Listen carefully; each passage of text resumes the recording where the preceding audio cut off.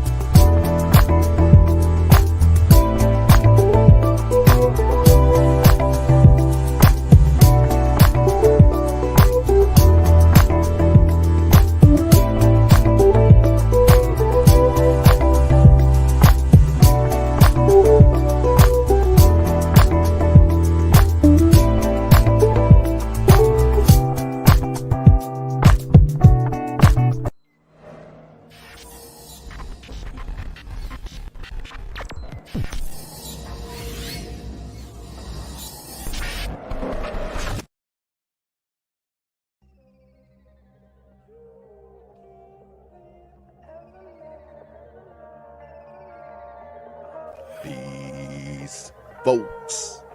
This is X from TPOT Media. Open your mind and wake your black ass up. You know what time it is. Hit that damn like button as you make your way in the door. Grab a seat, settle in, get ready. It's the Grown Man Hour with your host, my man, Bernard Riley.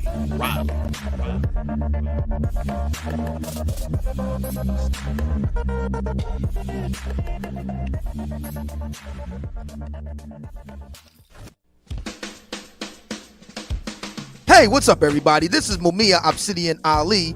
You know who I am. I need no introduction, right? And you're listening to the Grown Man Hour with my man Bernard Riley, heard weekdays right here on YouTube. What do you think about that? How about that? Now let's get back on with the show. Thank you.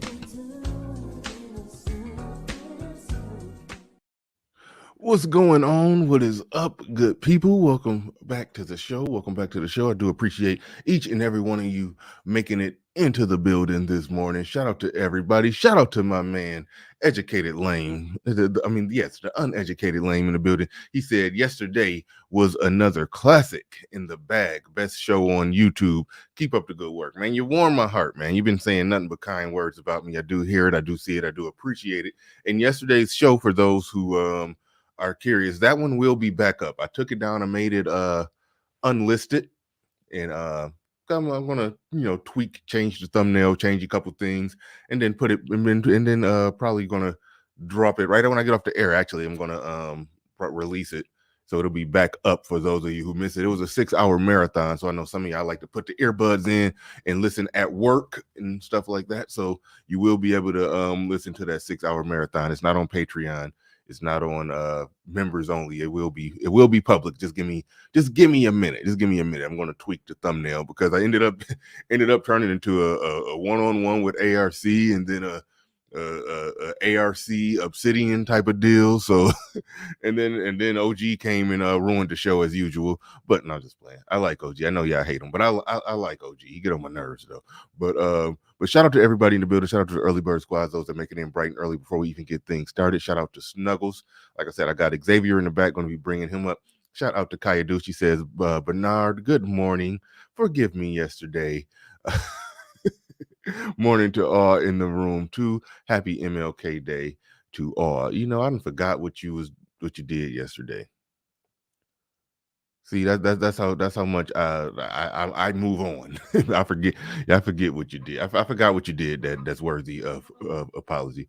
Oh no, I remember. Yeah, your sisterhood flag been flying a little bit lately, but you all right. You all right. You all right. You all right for now. I do appreciate how when something happened, when you see something on the gram, you tag me in it, and I've made content off a lot of stuff that you tag me in. You do a better job at tagging me in stuff that I want to do content on than a lot of the guys who be in my DM sending me stuff that I don't want to do content on. But everybody keeps sending me stuff. Whether you think I like it or not, just send it to me. So no, I do appreciate you, Kaidu. You cool. You cool. You be tripping sometimes. You starting to trip, but you cool. Shout out to E Capone in the building. He says, "What's up, BR? Good morning to all." What's up, JR? He said, I'll send you some unreleased rap music that should be copyrighted to play. Okay. I don't know why I need some rap music to play. Queen Q in the building. Shout out to Queen Q. Shout out to Paul Game. Shout out to Aaron B. Shout out to let's see what Paul Game says. He said, I don't know much about TVA. Me either. But that was not a good look for him last night. Okay, the few times that I've seen him, he has been pretty much like that. The few times I've seen him, it's just if you in the ring with Tommy Sotomayor, all of your lunacy is going to get exposed and highlighted. But no, he normally be like that.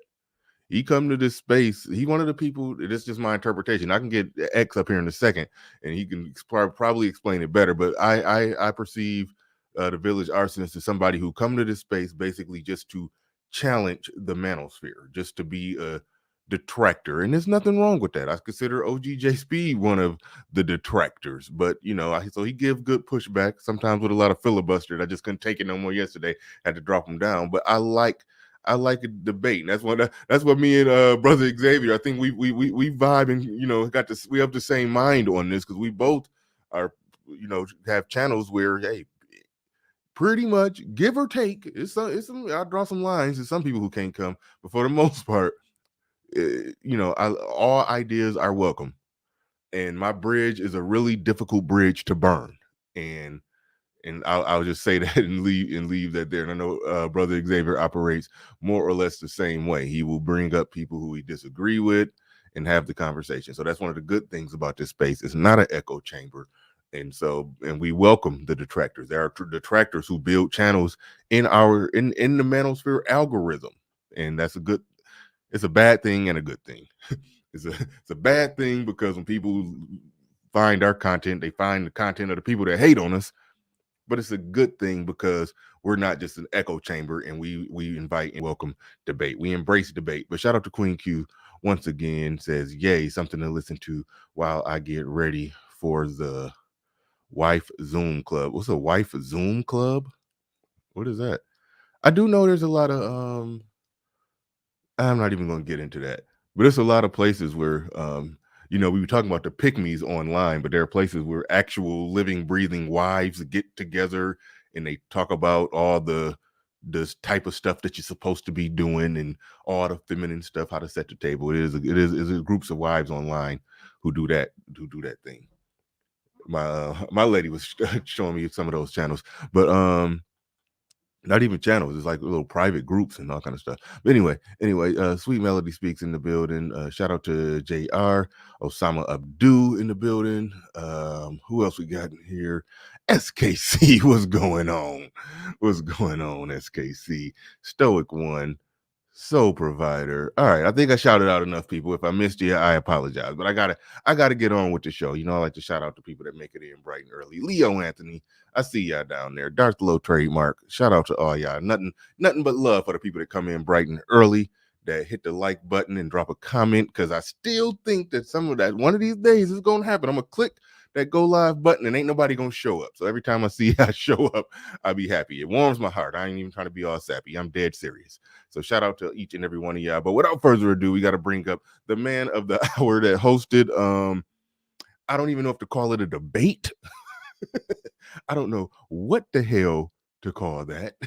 But we about to talk about it. Brother Xavier in the building. But hold on, before you say anything, let me properly bring you in here. Hold on. Wait for it. Wait for it.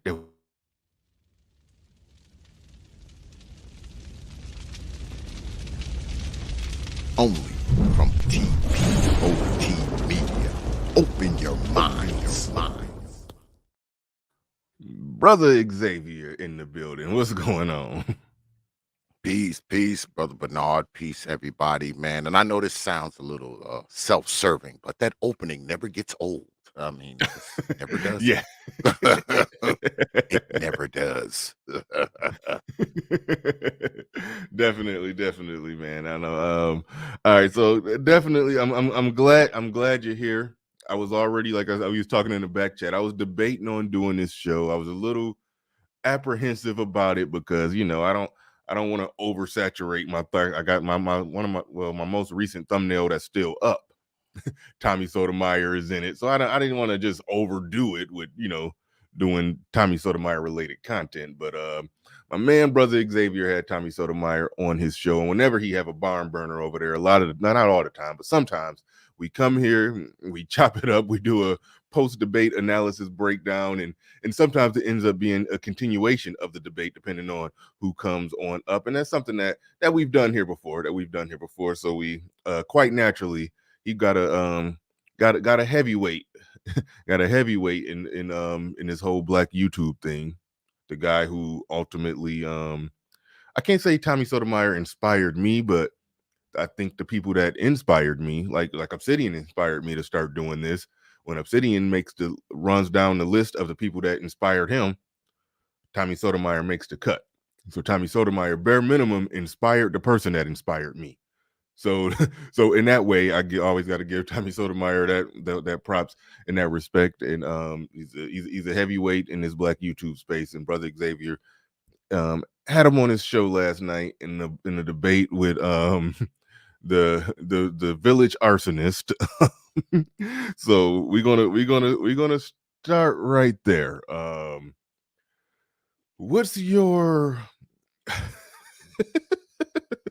if you could sum that up in a few minutes, I guess. I don't know how long it take to sum that up. Man, It would take hours. It would take hours. I'm just gonna pass it to you, man. Just give me your general summary of what went down. Well, it went.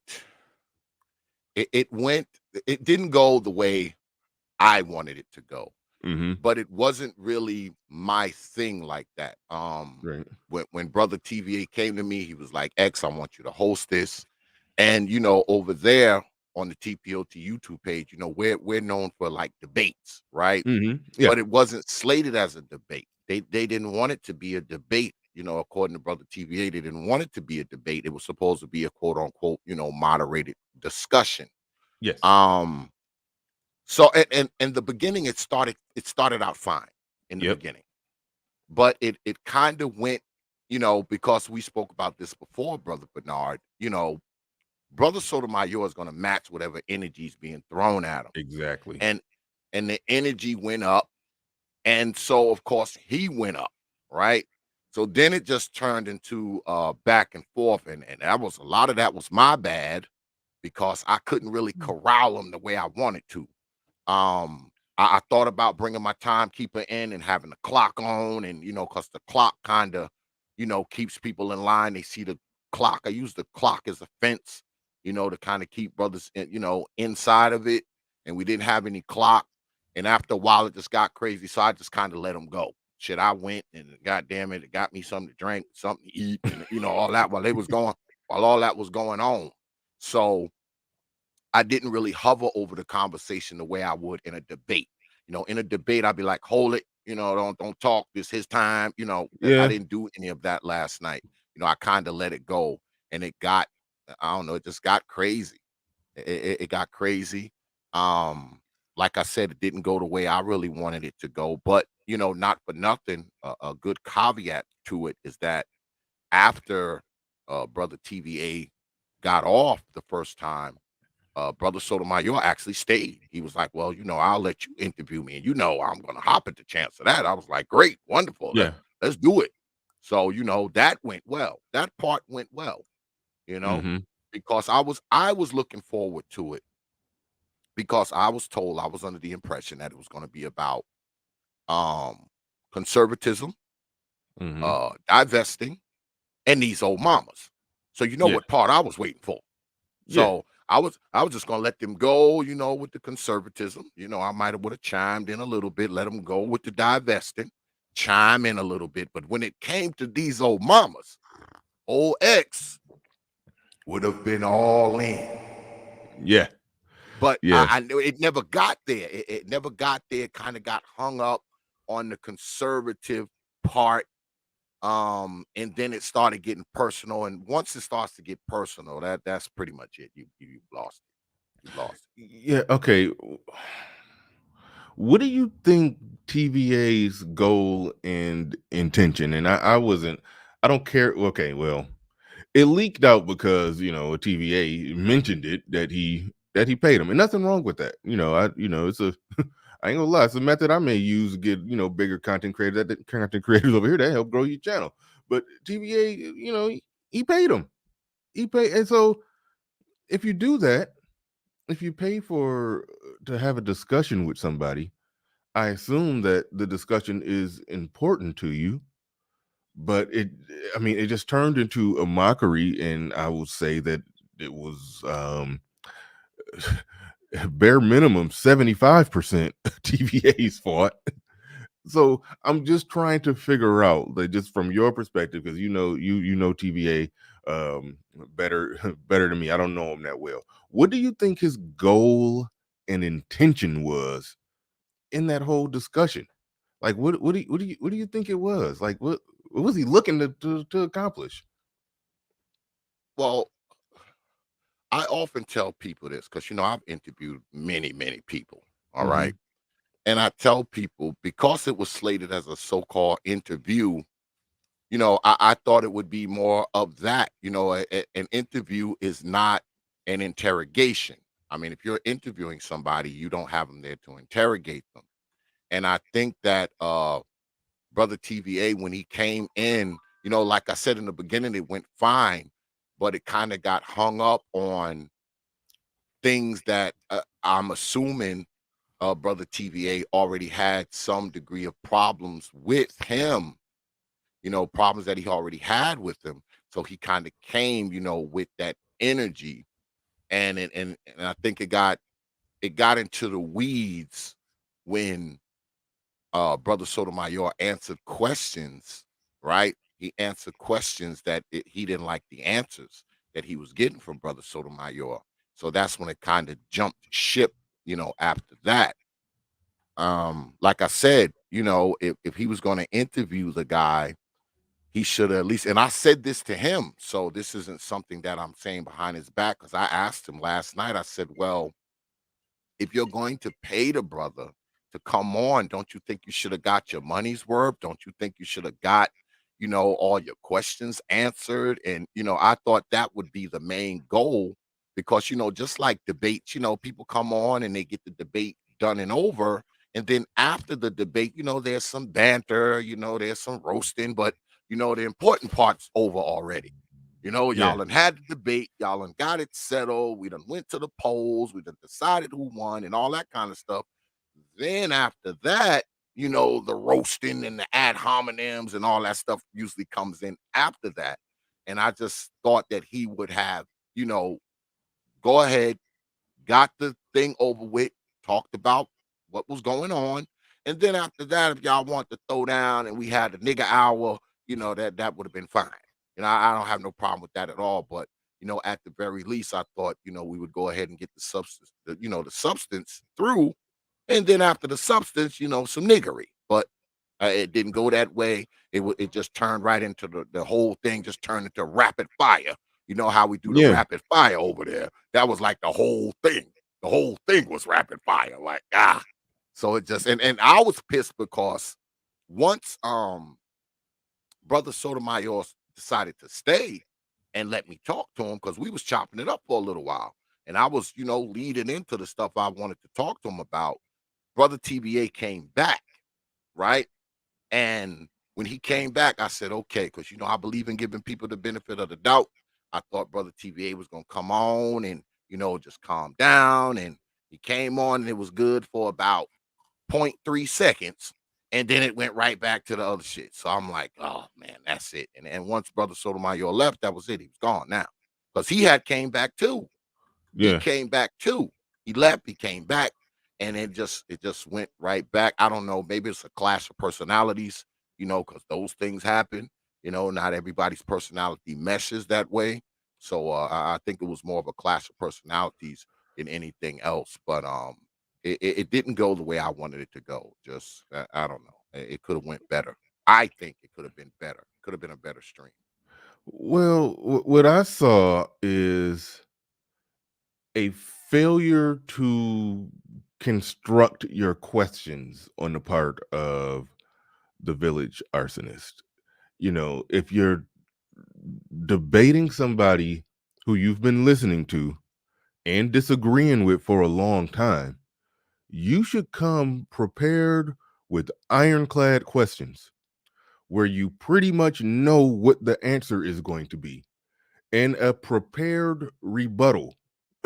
like for example, when I had a guy on here who was a feminist. I think you probably remember that stream. One of the Mhm. things that I came prepared with, I was going to because he I heard him in a previous when he was on there with on the breakdown. Um, I heard him say that feminism is about the equality of the sexes.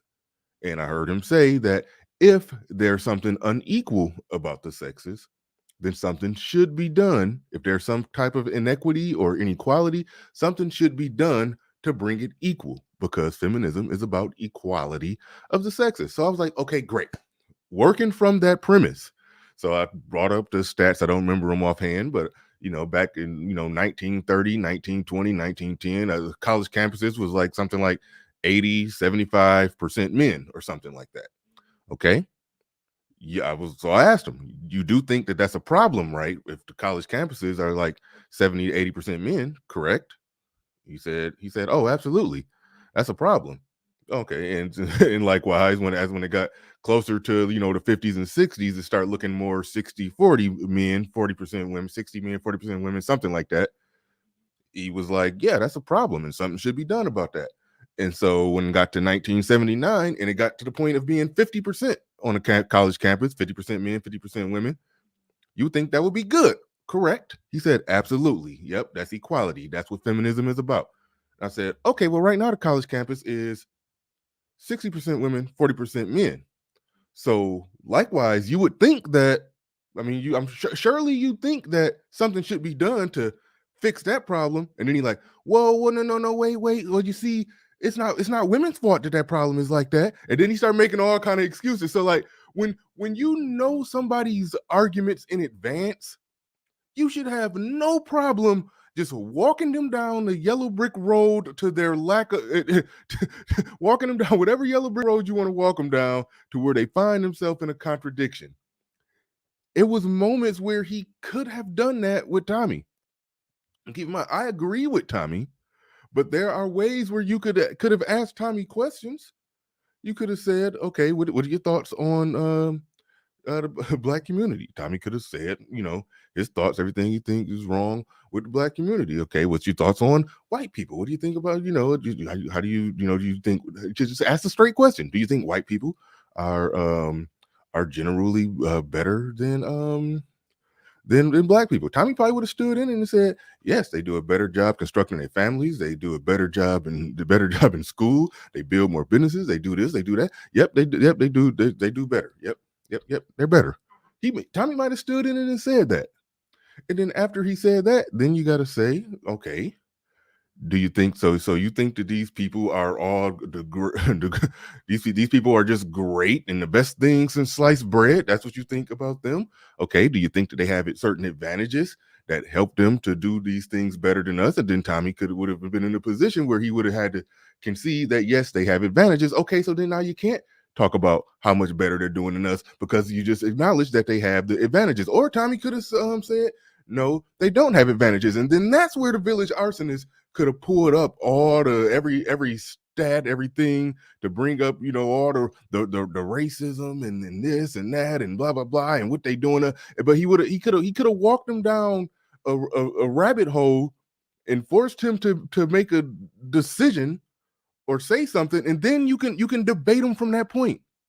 And it's like he was like he just, but he would just construct a long, ridiculous run-on paragraph that led to nowhere, and then so it was an ultimate failure in the ability of somebody to think reasonably, rationally, and properly construct sentences, wait for the answer, know that there's a possibility of might say this, he may say that. If he say this, then go this way. If he say that, then go this way. But either way, you're going to end up at the same place that you want to end up, and then you could try to defeat him on whatever talking points you came equipped to defeat him on.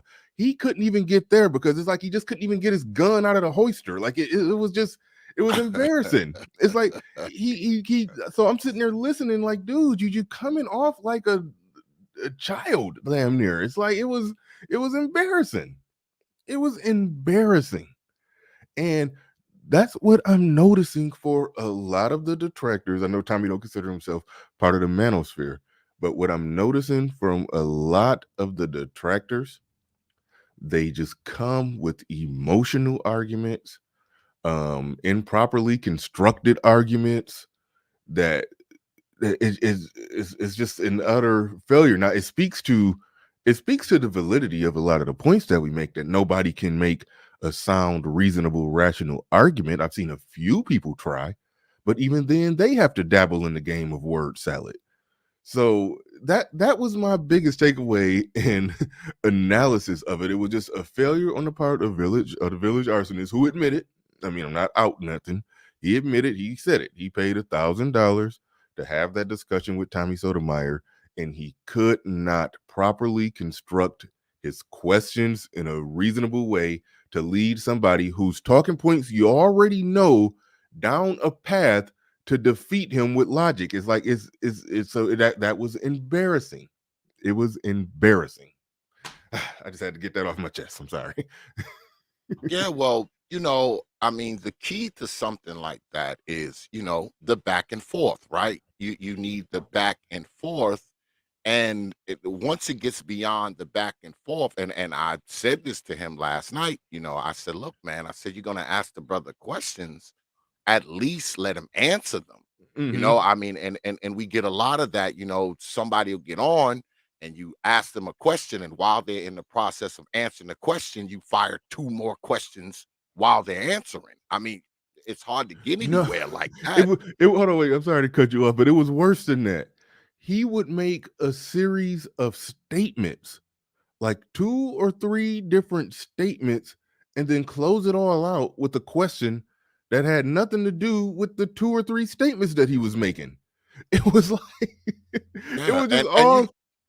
Go ahead. and this is the thing, right? And I like brother TVA. All right, he's been Mhm. around my channel for a while. I don't have a problem with the brother. I know he's kind of fiery and passionate at times. I don't have a problem with that. He's still welcome on my stuff. Yeah. Um, the thing is this, and this often happens too. A question gets asked of someone, right? They answer said question, and you say, like, for instance, if you was to say, well, why do you say this about white folk? Why do you say this about black folk? And the person says, okay, well, I say this about black folk and white folk because of XYZ. You turn around and say, oh, so that's why you say this about black folk? So you do. Oh, you do say this about black folk. Oh, well, that's why you say this about black folk. See, it's something called asked and answered. You've asked the question, the person's answered it, move on. You don't ask them the same question three more times just in a different text or a different inflection each time. And you have that stuff going on too. Like, you ask someone a question and they answer it, even if you don't like the question, even if you don't like the answer, you move on. At the very least, you can go in and then do a follow-up question after that. But to keep asking keep repeating that same question doesn't make any sense because they answered it the first time. Maybe you didn't like the answer. That's fine. You didn't like the answer. So you ask a follow-up question, but to repeat the same question that's already been asked doesn't make a whole hell of a lot of sense. Well, it's a matter of from TVA's perspective. TVA to TVA, the answer to the question that he asked, like if he asked him something about, white people, black people, whatever, for TVA, the answer to the question is, you're a coon. That's why you said it. Tommy Sotomayor gave an answer that didn't say, oh, I said it because I'm a coon. so instead of listening to the answer that he gave and then finding fault in that answer, or what you can do is listen to what he said and then bring up some counter evidence to show that no, well, okay, well, what about when you said this? That goes against what you're saying right there, because you just made a statement there like you care about the black community. Well, what about the times when you said blah blah blah blah blah? So then like if you can, it's possible to ask Tommy Sotomayor the right questions where Tommy Sotomayor will have to just take a step back and admit, hey, sometimes I be bullshitting. All right. Sometimes I just be in shock jock entertainment mode and I said some crazy stuff. But you can tell that's where Tommy Sotomayor could, counter and say that, but the times when I'm having a serious discussion and I'm breaking down serious points, how I really feel and think about this, versus times when I'm just talking shit. So and a lot of people do that to Obsidian. They take the they'll know the more empirical Obsidian who's breaking down data. They'll try to use the echo box Obsidian to try to refute the the more empirical, precise, intelligent Obsidian. So it could have it's possible to. No, I don't think he could have beat Tommy Sotomayor. I think Tommy Sotomayor is correct on the merits of the vast majority of what he's saying. So I don't think he could have beat him, but he at least could have argued him to a point where Tommy Sotomayor would have had to admit that, hey, on some of this stuff, yeah, I just be talking shit. You could have argued him to that point, and then y'all could have had a good serious conversation on the actual meat and merits of what Tommy Sotomayor actually thinks. And yeah, they could have had a good discussion there, but TVA was just hell bent on saying, no, you just a coon. Therefore, if you give any other answer to my questions other than an answer that exposes that you're a coon, I'm just going to bang the table, bang drums, and insist that you're just a coon. And I'm just going to try to pull the coon answer out of you. It's like, but isn't that the crux of it though? Like, yeah. I mean, if you ask a brother a question, let them answer it. You can't answer it. I mean, you ask them a question and you're like, oh, well, no, you did it because of X, Y, and Z. No. Yeah. You can't ask someone a question and then you turn around and answer it. I mean, right. That's a bad way to go about it, because you're already coming in with some predisposed, state of mind. You already got it made up in your head, what the answer to the question is. So you asking them that question is just a formality, because whatever they say, you're not going to accept it anyway, because you already think this is why they're doing what they're doing. You already think, this is the answer. So whatever answer they give you, you are not going to accept it. You're going to say, no, that's not why you did it. You did it because, you're a coon or you're a sellout or a sambo. You already have the answer in your head. So no matter what they say, if it doesn't fall in line with what you already think, it's going to go off the rails because now you're going to, like you said, start banging the table and say, oh, you didn't say that. Then you start repeating the question over and over and over, and it doesn't go anywhere because people start to feel like their time is wasted, man. They get Yeah. to thinking that their time is being wasted. And once you got people feeling like their time is being wasted, it's pretty much over at that point. It's over. Right. JC. Well, a number of things. JC. Let me. Okay. One, you're talking about your cowboy. I'm gonna talk about that real quick. But secondly, I think you hid somebody yesterday. You don't got authorizations to hide people on the channel. Yes, you do have a wrench. If somebody do something ignorant, you could time them out. If somebody says something that's deliberately destructive to the channel, like they saying stuff that's in the chat room that's not supposed to be said on YouTube. No, actually, overall, no. You only got authorization to time people out. I believe it was you because somebody sent me some screenshots of people you were hiding.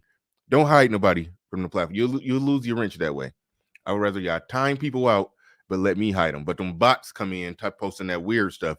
Y'all could hide that immediately. Or if somebody come in just clearly on a kamikaze mission to try to say something to mess up the channel, the experienced seasoned moderators can hide those people. Don't if you're just a new moderator that you don't be hiding people. You could time people out. Don't be hiding them. That because you hid somebody that I don't approve that message. You said he was at work on the last stream. Oh, you had your phone in your pocket. Okay, that's a possibility. Okay, I've timed people out with my phone in my pocket. I've done that. All right. Okay, cool. All right. So just overall, most of the moderators know my rule. Don't just be hiding people from the channel. I need to see it, and I want to make the final decision on whether somebody is hid, other than certain specific situations, very specific situations. And I think y'all know the people who just utterly, absolutely, 100% on troll mode. Just because a woman come in and say something you disagree with, that don't mean that's a troll that need to be hid. It's certain words that shouldn't be said. I gotta just get with X and get that bot. You sent me something for it too, so I'm gonna have to get with you and get on that bot. Now, secondly, really quick, I don't want to derail with this, but he said something about his Cowboys. That was funny last night. That was funny last night. I don't know if you saw that game. I don't even know how much football you watch, but the people who were you, I can't even find your comment you said about your Cowboys. I'll just briefly say this. I'll spend like 30 seconds saying this about that damn game. That play that they tried to pull off at the end, it could have worked if after Dak Prescott slid, if he would have got up and immediately ran to go find the referee, because the referee got to touch the ball in between every play. He just tried to line up and hike it again and spike it. Like, you got to go find the referee. I was sitting there like, but I didn't know that at the moment. I could say I didn't know at the moment. And I was mad when the referee charged through there, knocked everybody over to get the ball, and then tried to respot it in a position where he couldn't even see anyway. So he should have just came and touched the ball and got out the way. So the referee kind of did blow it for him, but Dak was, being a quarterback in the NFL, he's supposed to know that referee got to touch the ball. So after he slid, he should have ran. He should have got up and threw that ball to the referee. Everybody got out the referee way. When the referee said it, then you hurry up and said it, then spike it.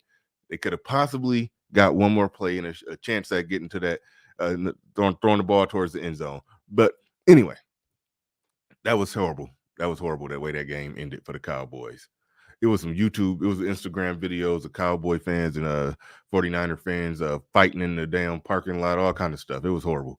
But OJ22 in the building with the $10 super chat. He said, I've heard TVA talk once. I've heard TVA on several shower talks, like, okay.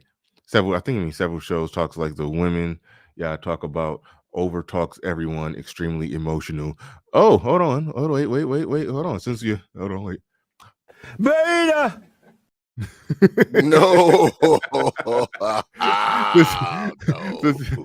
Since he put that beta on there, let me go and get Jesse Lee Peterson to say it. but yeah, nah, he be all over the place, man, and that's the thing about a lot of the detractors of the thoughts and ideas and perspectives that come out of this space. Um, what what are your thoughts on the failure of good, honest detractors to really come in and make a legitimate argument and could stand in it and not fly off the handle like that? Listen to questions, answer them, listen to the answer, and then follow up based off of what you heard. It's like, what's the deal with that, man? What's your thoughts on that? Because I think a lot of people they're prisoners to their predetermined views. They have predetermined views about, one person or another, or one topic or another, and they come right in with that. They're not, I hear Brother Obsidian talk about this a lot. It's the difference between monologue and dialogue. People want to come in and monologue, and testify. They're not really there to, have a conversation with people. They want to come there and monologue and just, say all the things they got to say. All right. And anybody who disagrees with them, it turns into like this shouting and screaming match, and it never goes anywhere, because they already have a predetermined thing in their mind. They're not there to get any answers. What they're there to do is push their narrative on this person. People like to put people in corners where, you said this, you said that, you did this, you did that, instead of asking them if you believe that. If you already have a predetermined thought about somebody, instead of telling them what they think, it's easier to just ask them what they think. All I know is if I pay somebody $1,000 for a discussion, okay, I'm going to come prepared with my questions. And I'm going to anticipate that he may dodge the question a little bit, and I'm going to come prepared with the thing that he said that proves my assumption. Okay. TVA, like TVA could have at least made it an even fight if he would have just came prepared. Like that time when he said that Tommy Sotomayor said he wished it was illegal to kill black. I don't even want to mess up the algorithm, but yeah, the statement. He accused Tommy Sotomayor of saying, "I wish it was legal to do this." Okay, stuff like that. Because if your argument is that he's a coon and he hates black people, and you're going to make that argument, and even when you tried to challenge him on that, if he said something that went against that assumption, you should have came ready and prepared, ready to screen share the links to prove what you said. Like you had a whole week to prepare. You had a week to prepare. And in an interview that big, a discussion that big, we're one of the biggest names on YouTube. You got them right there. You got them right there. You could have came ready with everything that you needed, because it's out there.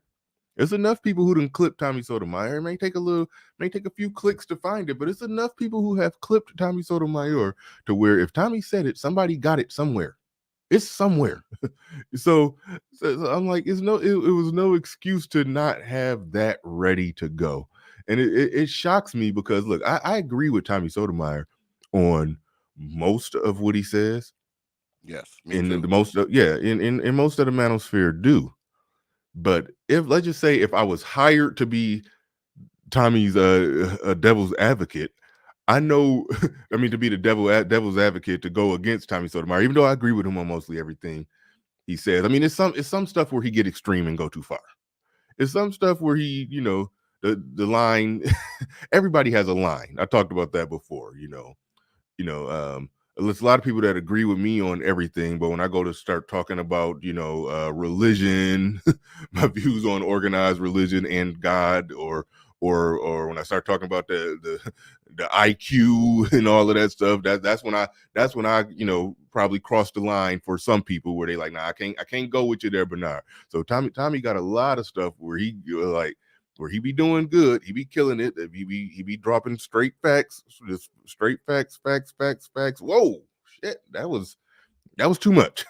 That was too rough right there. So he has those moments with me where he goes too far, but in general, I agree with the core of what he's talking about and what he's trying to do. But if I was hired to do the devil's advocate thing and go against him, yeah, I think I could build a case.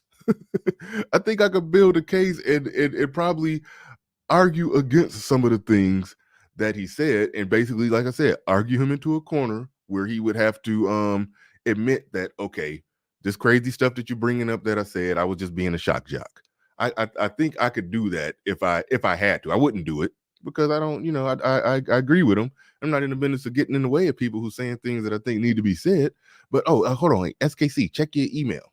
Check your email. Check it. I sent you I sent you the link because I know you said you wanted to join this conversation. I'm sending it to you and let you give your thoughts on it because you're part of the team over there on the Prophet of Thought. So you want, and I think you had a lot to do with setting this thing up as well. So you can definitely come up and have your say on this. So check your email. Sent you the link. Brandon Storball, and I've been rambling, but he says, Bernard, what do you disagree with Tommy with? Nothing major. Also, when does he go to the extreme? I haven't even committed to memory the stuff where I think he goes extreme.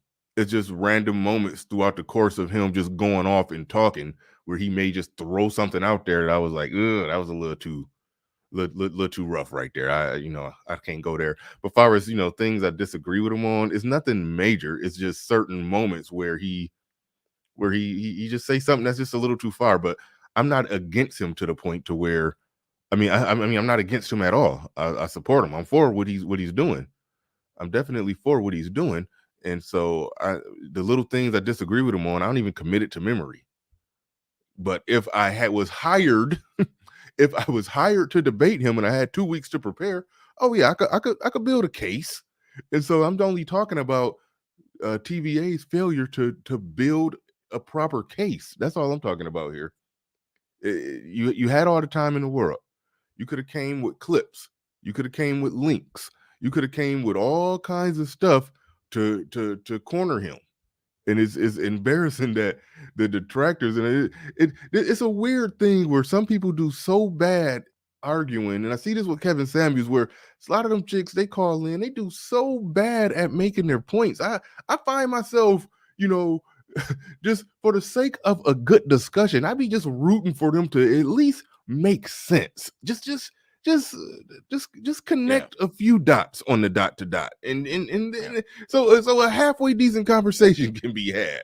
I got to the point. At least connect a couple of them, at least connect a couple of the dots. It can't come up there and connect none. You got to connect a couple dots. Yeah, it got bad to the point where the people I agree with, the Kevin Samuels, Tommy Sotomayors, I find myself just not rooting for them to lose a debate, but just rooting for the person to at least just come on. Just make it a challenge. Just come ready. Come prepared with something, please. Just give me something to listen to. It's just, but anyway, Spiritual Logic, aka Hawk in the building. He says, showing support. Bernard, salute, brother X. And moderators, brother Hawk. Absolutely. And moderators, I don't know if y'all have been dropping the link to brother Xavier's channel in the chat room. Y'all know how we do over here. If I got a special guest who comes up, drop the link. Put the link in the chat room. Y'all know y'all should. They don't think I'm special, so they're not. Apparently. Apparently. Gross. Yeah. Apparently. But yeah, definitely drop that link. But we are joined by SKC in the building. What's going on, SKC? Brother Supreme, what's good with it, man? Hey, what's going on, Xavier, Bernard, man? I just thought about something. I was like, man, I've been creating all these drops for people, and I haven't even done one for myself. Like, I'm gonna have to rectify that one day. But Yeah. but yeah, it was an interesting event. I think like a lot of what you guys have stated, you were kind of expecting something else. Um, when I initially heard that it was going to be a discussion, I was hoping that a lot of the ideas of the three main points that was put in the ad, that of the Black conservative viewpoint, um, divestors, female Black divestors, and then also those mamas, as Xavier loves to Wait a state. minute, wait a minute, wait a minute. These old moms. But continue. Yeah, I thought those three were going to be central to the entire discussion, and never really got to discuss any of that. But one thing that I did find interesting was a point of view that Sotomayor brought up Mm-hmm. that I made mention of before, because and I'm not trying to start a war, Bernard, or anything. But back last year when all of that election stuff came up, Mm-hmm. and people wanted some to just pick a side, as it were. It was like, no, you have to either be this or you have to either be that. Well, um, a lot of people, not including just myself, but some people were saying, no, I'm neither one of those things. You Mm-hmm. fell into that same arena, Xavier. And I heard Sotomayor say the same thing of saying, no, it's not about choosing sides of this Black conservative, you know, arena. However, it's about giving Black people options, and helping them to understand that if you do not have those options, you don't have any real leverage. Mm-hmm. And I was hoping that that idea would have been fleshed out a little bit more by TVA and Sotomayor, because I really think that that could have went to a good space so far as discussion, because there's just so many people within the sphere that have become so polarized that that idea gets thrown out of discussions so many times, when I think that that's a discussion that the sphere really needs to have. You I saying agree. the sphere need to have a discussion about just options? I want to make Yeah, sure I understand. because it's things are so polarized to where it's like you have to choose this side or that side. If you Mm-hmm. choose this side, you're not Black. If you choose this side, you with them white supremacists. And Yeah. then on the other side, if you do this, um you're with the feminists, you're with the alphabet crew. So it instead of actually talking about real issues, the arguments have been pigeonholed to, you're with these people, you're with these people, and that's it. Yeah. Yeah. No. Yeah. I know. Yeah. I understand exactly. Excuse me. I understand exactly what you mean by that. I think to some degree. I think to some degree the manosphere. Well, I don't know. I got to think about that. I mean, my knee jerk reaction is that the manosphere does a decent job at understanding that, because let's just face it, most of us are people who was thinking along the lines of, most of us are people who are thinking one way, and we ended up in this space because we changed the way that we think. So we're already, I feel like we're a collection of people who already demonstrated we have the capacity to think our way out of a bad position. If you understand what I'm saying. So I think we do decent at that. I think a lot of the detractors um operate in the way that you're describing, and we end up fighting with them. And then so the problem ends up being is that we let a lot of detractors into the camp, and they end up being essentially de facto part of the manosphere, Hmm. And there's people who wear the title as, they'll wear the title manosphere, but most of their content is going against the manosphere. Like we've been guilty of letting people like that in the camp. So I think that's more of our problem. But go ahead. No, and I think on that point that you just stated, I think that is, and to no fault of his own, I think Sotomayor kind of groups people who just claim manosphere, particularly Black manosphere, but are extremely critical of it, as part of the general manosphere, and he has a lot of negative views towards them, and then that gets kind of brushed over to people who do operate in a more reasonable, logical, and measured way. Okay, I'm glad you brought that up. That's what I meant. I meant to talk to Xavier about that before I let anybody else up, because that was the only thing Tommy Sotomayor said the whole night that I wholeheartedly disagreed with. And if he's listening, I would love for him to come up and substantiate the claim. And I hope I'm paraphrasing him correctly, as close to as possible. He said the manosphere wants to bring him down. They want to see him fail. They're out to get him. Some variation of that. I don't have the exact quote, committed to memory, but he said something along the lines of that.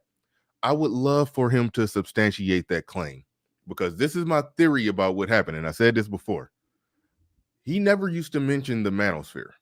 Never used to mention it. As far as I know, he never really used to mention it at all. Okay.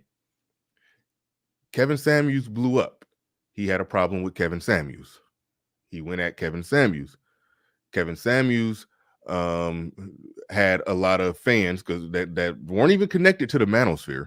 Because come on, if you blow up to the point where you're trending towards 1 million subs, the manosphere ain't even that big. Okay.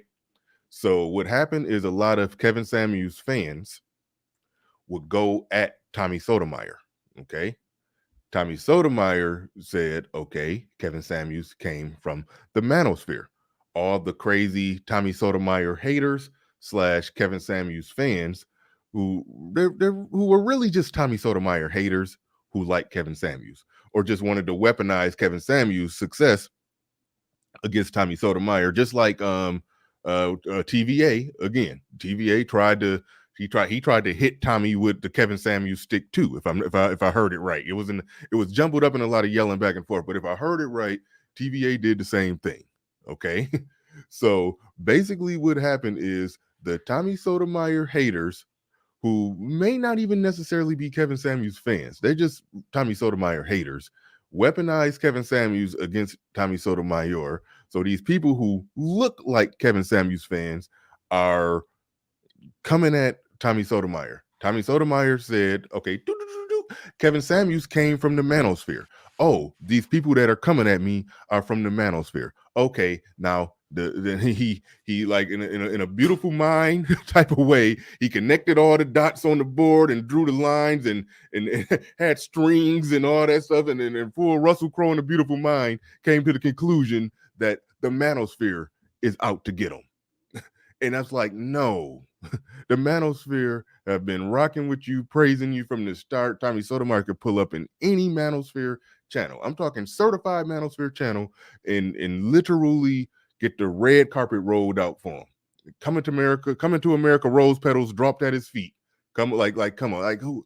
Everybody in the manosphere shows Tommy Sotomayor love. So when he tried to say these people who he inspired, these people that he inspired that are doing this type of content because of him, now want to bring him down. Yes, there are people like that. However, when he say that those people are manosphere, I think he knows better. That's then somebody asked, where do I disagree with him? I don't disagree with him on none of the points that he's making.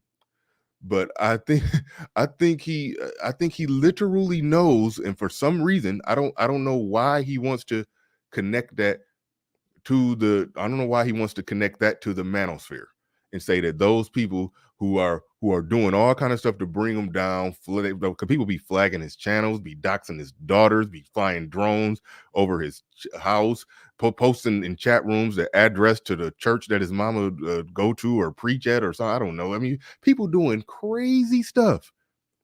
And it seems as if I heard it correctly, when I've heard him going on his rant before, when he was going in on the manosphere, he was connecting all of that to the manosphere. And I already know, because he said on his channel he was going to talk about this. And I know that he's going to take TVA and say, this manosphere dude, these manosphere niggas. And I'm like, come on, TVA is a manosphere detractor. And I think that's sort of your point right there, that he's probably lumping in detractors with the manosphere, the detractors of the manosphere as part of the manosphere, but those same people that are associated in his algorithm that he don't like because they saying stupid stuff to him, those same people come and say stupid stuff to us too. So that's not manosphere. Those are people that are detractors of us and call us coons, the same call your coons. Your enemies are the manosphere has the same enemies as you, as the same enemies as Tommy Sotomayor. So when he lumps that in, I'm like, I know he's smart enough to know better, so I don't know why he's doing that. Or bare minimum, I would love to hear him substantiate that claim that the manosphere is out to get him. Somebody mentioned it started with O'Shea. He can't take him and O'Shea having some mutual beef as the manosphere is out to bring him down. Him and another content creator had a beef. Him and Angry Man had a beef before. That's not the manosphere trying to bring him down. He's talking about all the little small channel having foot soldiers who be doing stupid stuff, who be in there trolling and flagging and making video after video, trying to say this about him, trying to say that about him, trying to call him gay, trying to do this, trying to do that. He's took all of that and called it manosphere, or called it black manosphere, and that is holistically incorrect. He is incorrect in every measurable way on that one. Or I mean, in my opinion, he's incorrect in every measurable way on that one, unless he could some way, somehow substantiate the claim that the people who he claim is doing this thing to him are certified manosphere people, like certified, got channels and are respected and acknowledged as manosphere. Unless he could do that, I don't get it. I don't get it. I'll say that.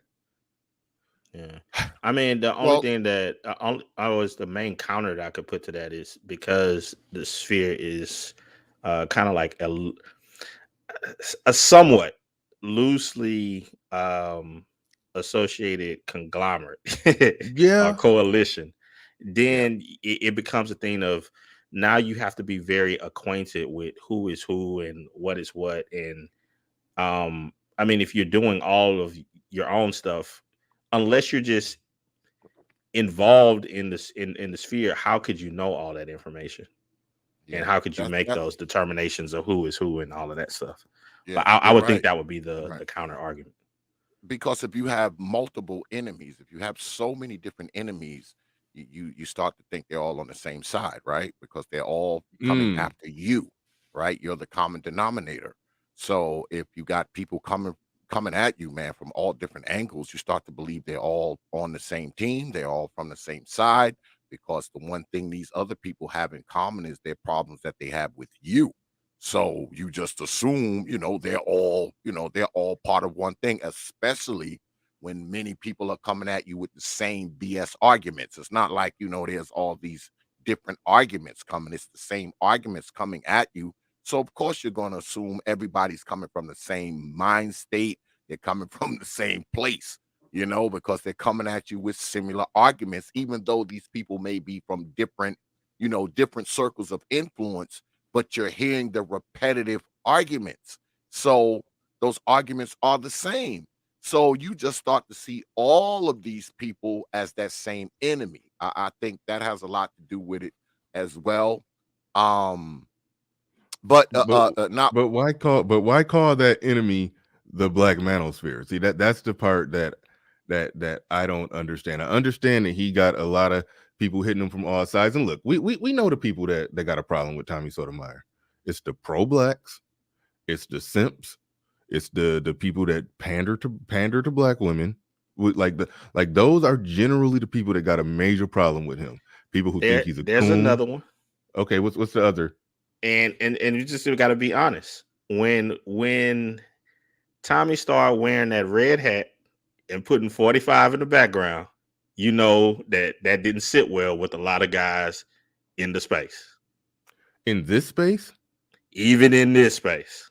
Okay, I know. Okay, now, okay, okay, good. I'm okay. That's a point. Now I'm unaware of the people that you're talking about.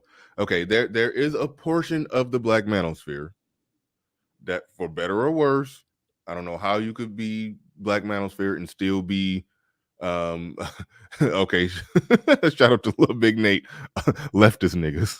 And shout out to Big Nate, man. I heard you said you was in a bad car accident, man. I hope you're better. I'm gonna give you a call later today, bro. Yeah, he's good. I spoke to him this morning on the phone. He's good. He's Nate.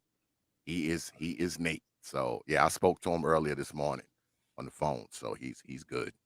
He's good. Okay, yeah. I just hearing about this today, man. Hope you're doing well. Hope you're doing well. Okay, so Shakanulu says there's a lot of let me see. He says there's a lot of what you just named in this space. Okay. I don't know about that. The pro-Black, don't criticize the community panderers are the people who come to this space to fight and argue with us. Like, I just had OGJ Speedo. I just had to drop off the panel because he was just, my opinion. I do like just talking with OG, but he had the cape on so strong, pandering so hard, and filibustering everything that we was trying to talk about to the point I just had to drop him. I just had to drop him down. And if you're gonna call people like that manosphere, people like the people who disagree with it, and that sort of speaks to SKC's point that we let detractors under the tent to the point to where somebody could try to argue that this detractor who's in opposition of the manosphere is a part of the manosphere. So that is a fair point that somebody can be confused on, but I tend to believe that if he understands that most of the people in this space are inspired by him and making the same arguments as him, then that means the same people that disagree with him and fight with him are disagreeing and fighting with us. Therefore, to try to say that we are the ones who are coming at him that just logically does not follow. I'm sorry. It just I can't connect those dots. Now, I do want to circle back to what SKC said about the leftists, that there was certain people who got Trump triggered and they drew their line in the sand and they're like, no, we're not going with this conservative stuff. They call themselves progressives, or they support the Democratic Party or whatever. I don't even know their exact position. I just stopped going to I haven't there's a certain individual, I think we know what we're talking about. I'll go ahead and say MOT. I haven't been in this channel in a while. I think I unsubscribed, and I don't even go over there. I haven't even heard the things he said about me, but people have told me what he said, and I've heard him hint at it, but people have basically said, no, at this point he going full gangster. Like, I've talked to people on the phone. I've talked to people on the go ahead. Yeah, I wasn't mentioning him. I was saying just in general, there is I would say there's a general sentiment within the space that nobody is going to a certain degree, nobody's really going to jump down a person's throat that is blue. But you're not going to be an ABL in the space. It ain't gonna happen. You said you're not going to be an ABL in this space? Yeah. Well, explain Angry Man having a successful street conservative channel. Yes, but if I'm not mistaken, does not Angry Man say that he's not a part of the manosphere? He goes back and forth he goes back and forth on that. He still, I've heard him recently talk about the manosphere as if he's a part of it, and then a few weeks later he may say it's dead, and then he'll talk about it a month later like he's a part of it. So he goes back and forth with that. So I don't put it like this. You can't just say I'm not a part of the manosphere if you're still in the manosphere algorithm and you're still doing manosphere content. In order that's my little I give rule I you that. set up That's a in. fair argument. That's fair. Yeah, that my rule I set up in my head because I remember Reg the bad guy said he's not a part of the manosphere. I'm like, you still in the same algorithm, and you still doing the same content that you've been doing. Anything happen in the manosphere, you report it like the news. Like you you're not doing nothing. Okay, put it like this. As far as Angry Man goes, his street conservative channel, Mhm. that channel has the chance of escaping that manosphere algorithm. In fact, during the 2020 election, it did for a second. He was having 1,000 people in there regularly. I was seeing all kind of new people in there. So Yeah. I do believe, maybe not with the 2022 election, but that street conservative channel keep going all the way to the 2024 election, and they're going to be campaigning and probably start running in 2023, especially if Trump run again. Angry Man has a chance at getting reaching escape velocity and leaving this black manosphere atmosphere and going to new heights with that street conservative channel. I do think he got the potential to do that, and when that happens, if he wants to, he'll be able to legitimately say he's out. Because if Trump run again, Angry Man, that's a few hundred sub channel waiting to happen. Because in my opinion, Angry Man, he better than ABL, Brandon Tatum, Candace Owens. He better than all them when it comes to Yeah. talking conservative stuff. So I think so in that situation, he may be able to leave the manosphere. But I don't say somebody is out just because they said they out.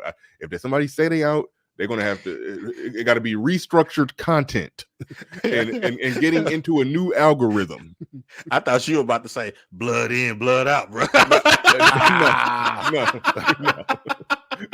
Plus, there's going to be some grandfathering, right? I mean, if you're a person who has a well-established following already, no matter what you talk about, most of the people are going to hold because they Mhm. like you, the person, the personality. So even if your content goes in another direction, the majority of the people who follow you are going to hold because Yeah. they get grandfathered into that new thing that you're doing Yeah. because they like you. Because we know that that's what it's mostly about up here. Most people don't give a shit what you talk about. They just gotta like you. You can get up here There's and some talk truth in about that. trees and flowers and the ground we walk on. And if people like you, they will listen to you. And likewise, you can talk about some groundbreaking important things. And if people don't like you, they won't listen to you. I mean, that's kind of where we are for the most part. I won't say that about every single thing, but I think the overwhelming majority of people that are on here, they're for the most part, because let's be honest here, right? We are preaching to the choir for the most part, right? Yeah. And some of us just have bigger choirs. I said this before. I mean, some of us have a choir of 5 people that we preach to every night. Some of us have a choir of 500 people. Some of us have a choir of 50,000 people. I mean, we're basically speaking to the choir because if people were not interested and pretty much in agreement with you, they wouldn't listen to you. I mean, of course, you have some people out there who just listen to you just so they have content to go against. But for the most part, the people who listen to you agree with you for the most part. They do. Yeah. Yeah, Clarence Jr. Look, know what you're talking about before you say that. He says won't happen. Talking about Angry Man.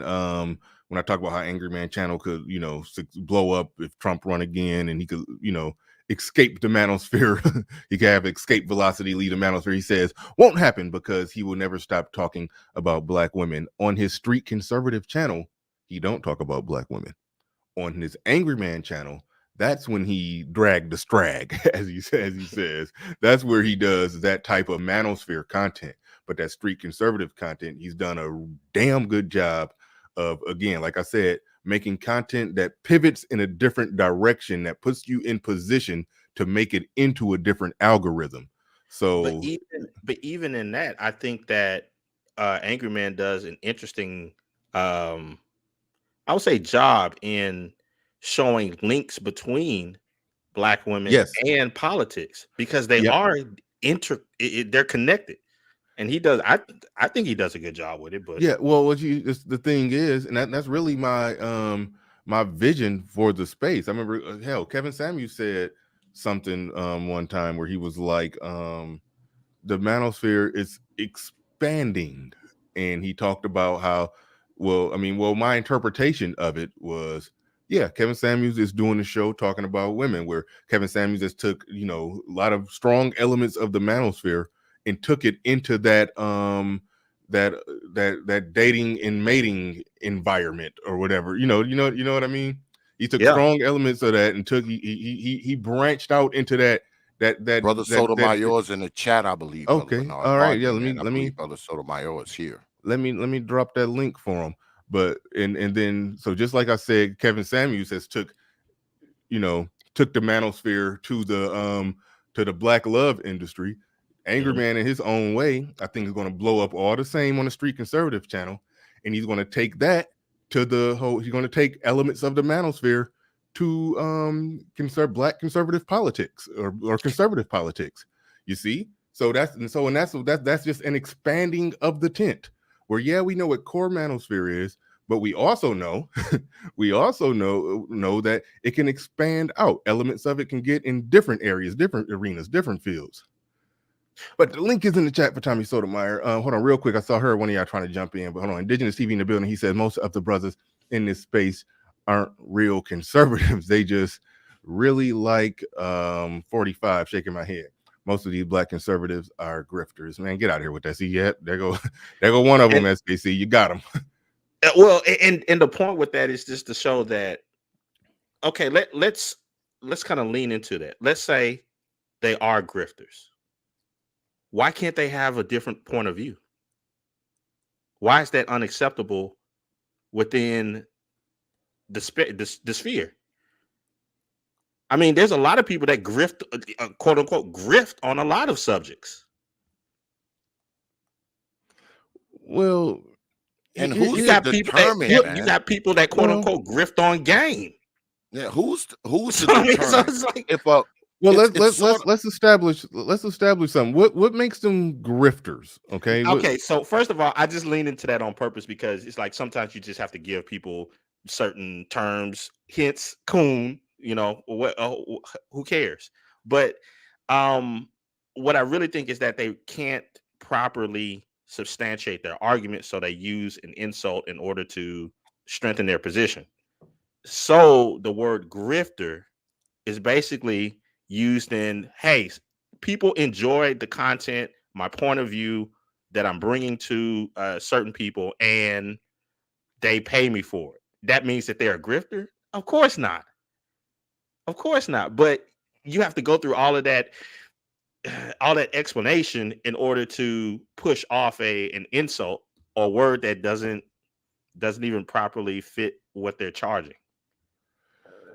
All right. Hopefully I don't have to tell y'all to hide this person right there. Hopefully I don't have to tell y'all to do that. Hopefully they are. Hopefully they already gotta get that chat bot, man. Like, that's the one thing that I actually had control over last night was the chat room.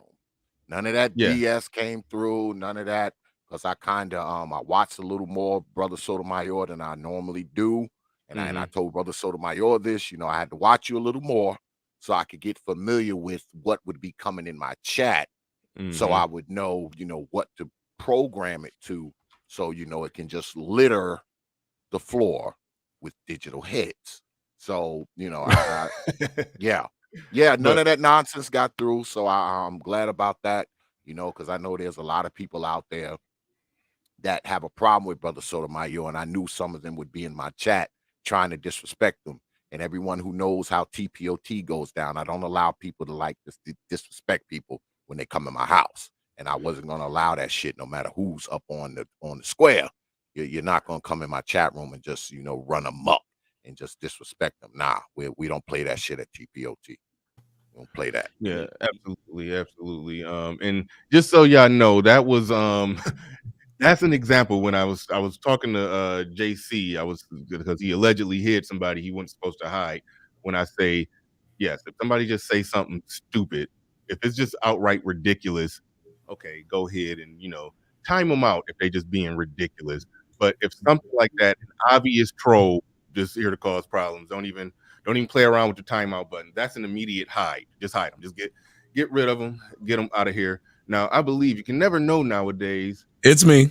Okay. Yeah, I was looking at the avatar. I'm like, I'm just eating. That's the the Brightburn avatar. One of my favorite movies, actually. Okay. All right. Let me. Okay. Because somebody channel was temporarily taken down because somebody came up there and it flashed and exposed themselves on so that the channel got temporarily taken. These niggas are stupid. Like they did that to me last night. The dudes I was asking them to debate me, and the dude was like, "I'll come up and debate you." As soon as I pressed the button, it was straight gay porn, which I always try to figure out. How is it all these straight men keep getting a hold of gay porn? It's weird to me. Yeah, look, I got it in the archives. Got it in the archives.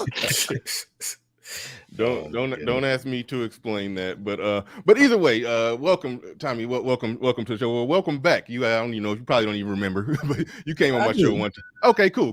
Yeah, you came on my show sometime last year, I believe it was. So so welcome back to the show, and let me formally say before we get your opinion and perspective on the debate, that TVA Negro, he's not manosphere. He's not part of the Black manosphere. What is he? What is he? He's one of our detractors. We have I think it's a good thing and a bad thing that we will let detractors under the tent because I don't like an echo chamber. It's an old dude named OGJ Speed. He come up on my show every other day to just argue, and sometimes he will try to make a good argument and we have a good debate, but sometimes he's just derailing the conversation and filibustering, and I got to get rid of him. We let people like that under the tent just because we don't like an echo chamber. We want to debate. We want our ideas challenged, and that's what it's all about. So I just want to make something very clear that that ain't our guy. We don't support him. You can see that in the chat. You can see that in the chat room. Everybody was against him, Yeah, he was a weirdo for that though. Like yeah. And he's still doing it. He was like, you're a conservative, and I was trying to tell him, understand that's a title they put on me. You didn't hear me saying it. But what happened was, and I guess that's why I wanted to address some of what the people were saying. The person that's on your panel said that people use the word grift because they don't have an argument against what the person is saying. But all the people that I've heard use the word grifting of these black, all of a sudden conservatives that don't fit even aesthetically the conservative, much less the lifestyle of a conservative. They were doing it simply because it was a money thing. And I hate to be that guy, but being a person who was followed by so many people, it gets irritating, number one, that you just see people jump on things, not because they believe it, but because they just need something to do. When I started talking about the way that I talk about black women, I was attacked, run down, exposed, anything you can think of. When I had my microphone sitting there with my expensive equipment, it was this nigga on YouTube acting like this is a real show. Now everybody that pop up on YouTube got a mic in their face, acting like it's a real show. Myself included. So I'm saying, like, it became irritating to watch people make fun of you for doing something. Now everybody's doing it. It pisses you off. It's like the guy who wears a outfit at school, and they made fun of you for a full year, and the next year everybody wearing that outfit talking about how cool it is. Yeah. Like, wait a minute, that doesn't make sense. Same thing happened when I was talking about black conservatism. I was a coon. There was nobody running with it but me. Now everybody out of the blue, who don't fit it, your young pharaohs, your all these other people who don't fit it, and not only do they not fit it, but they don't try. And I think that's what hurts any movement, is not the regular people in the movement, but the other people who are going around pretending that they are in your movement now. They're destroying whatever movement it is because they dilute the experience. They make it seem like, I mean, that's like saying you're anti pedos. And then you let a bunch of pedos in the group saying, yeah, us too. You will ruin it if you do not separate from them. And the majority of people who are on YouTube, let me just call it what it is. It's a money game for them. They had no other job that they could do other than that. They had no other job that they could do other than that. And they jump on the freshest new trend. And so when the person is telling you that these people are grifting, if their life doesn't look like what they're preaching, then they're telling the truth. Yeah, that's a fair definition of of somebody who would be a grifter if they're just doing it because it's trending and it's popular. That's the person who, when something else becomes trending and popular, they're gonna jump right over there. So you definitely got a good like, think about this, and it's not a knock on you, but because a lot of people will admit it, so I don't get mad. Who else was calling their interviews before me one-on-ones? Then when I start hearing, what's his name? Sinetta, I'm about to go one-on-one, and all these people about to go one-on-one. I was like, what the fuck? You know what? I didn't even realize that I got that from you, but I do remember you had a channel called, I think it was called One-on-One with Sotomayor. Yeah. So hey, look, that's something I've been wanting to talk to you about. Some stuff just subconsciously get into people's head and you don't necessarily remember where it came from. I remember somebody who I know you've had your run-ins with Game Changer. Me and Game Changer cool. It was something that I thought I came up with, and he was like, nah, that was me. I came up with that. I was like, no, you didn't. But then he showed me the link to where I got it from, and it was from like 3 weeks ago where he came up with a term.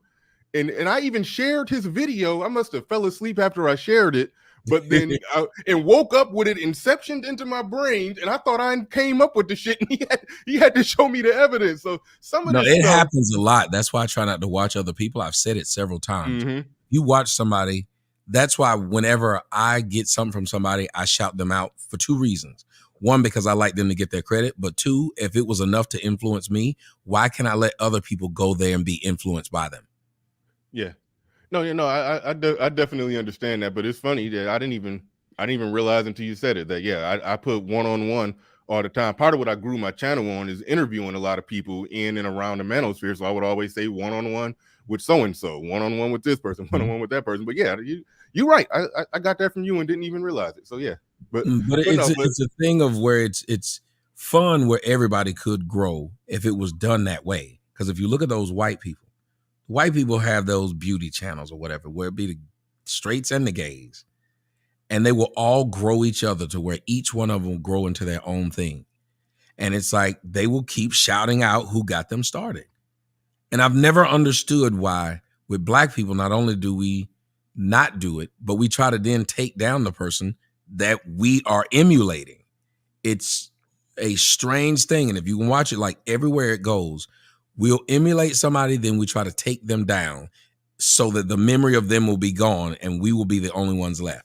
That's why people tend to talk about blacks as the crab in the barrel mentality, because we will learn from you. Even in a dope game, my cousin, God rest his soul, brought this dude into the game. Dude got big. Next thing you know, they were beefing. Next thing you know, he was dead. All right, now I'm glad you took. I wanted to wait before I took it there, but now I gotta go ahead and throw this out there. I don't know if you was listening. We was talking about this before you came up. When you talked about people will learn from you, emulate aspects of you, but then try to bring you down. You said that about the manosphere when you was on Brother Xavier, the Prophet of Thought series, when you was on his show last night. You said that about the manosphere, and I've heard you say that before. Now, did I say it about the manosphere, or did I say it about a certain man? I'm pretty. I don't think it was last night that I said that the manosphere were trying to break me down. I didn't say that last night. I don't think. I believe you did, Brother Xavier. You could be the tiebreaker. Go ahead, did you hear that? I'm not sure. I don't want to say because I don't remember the whole. I don't remember. No.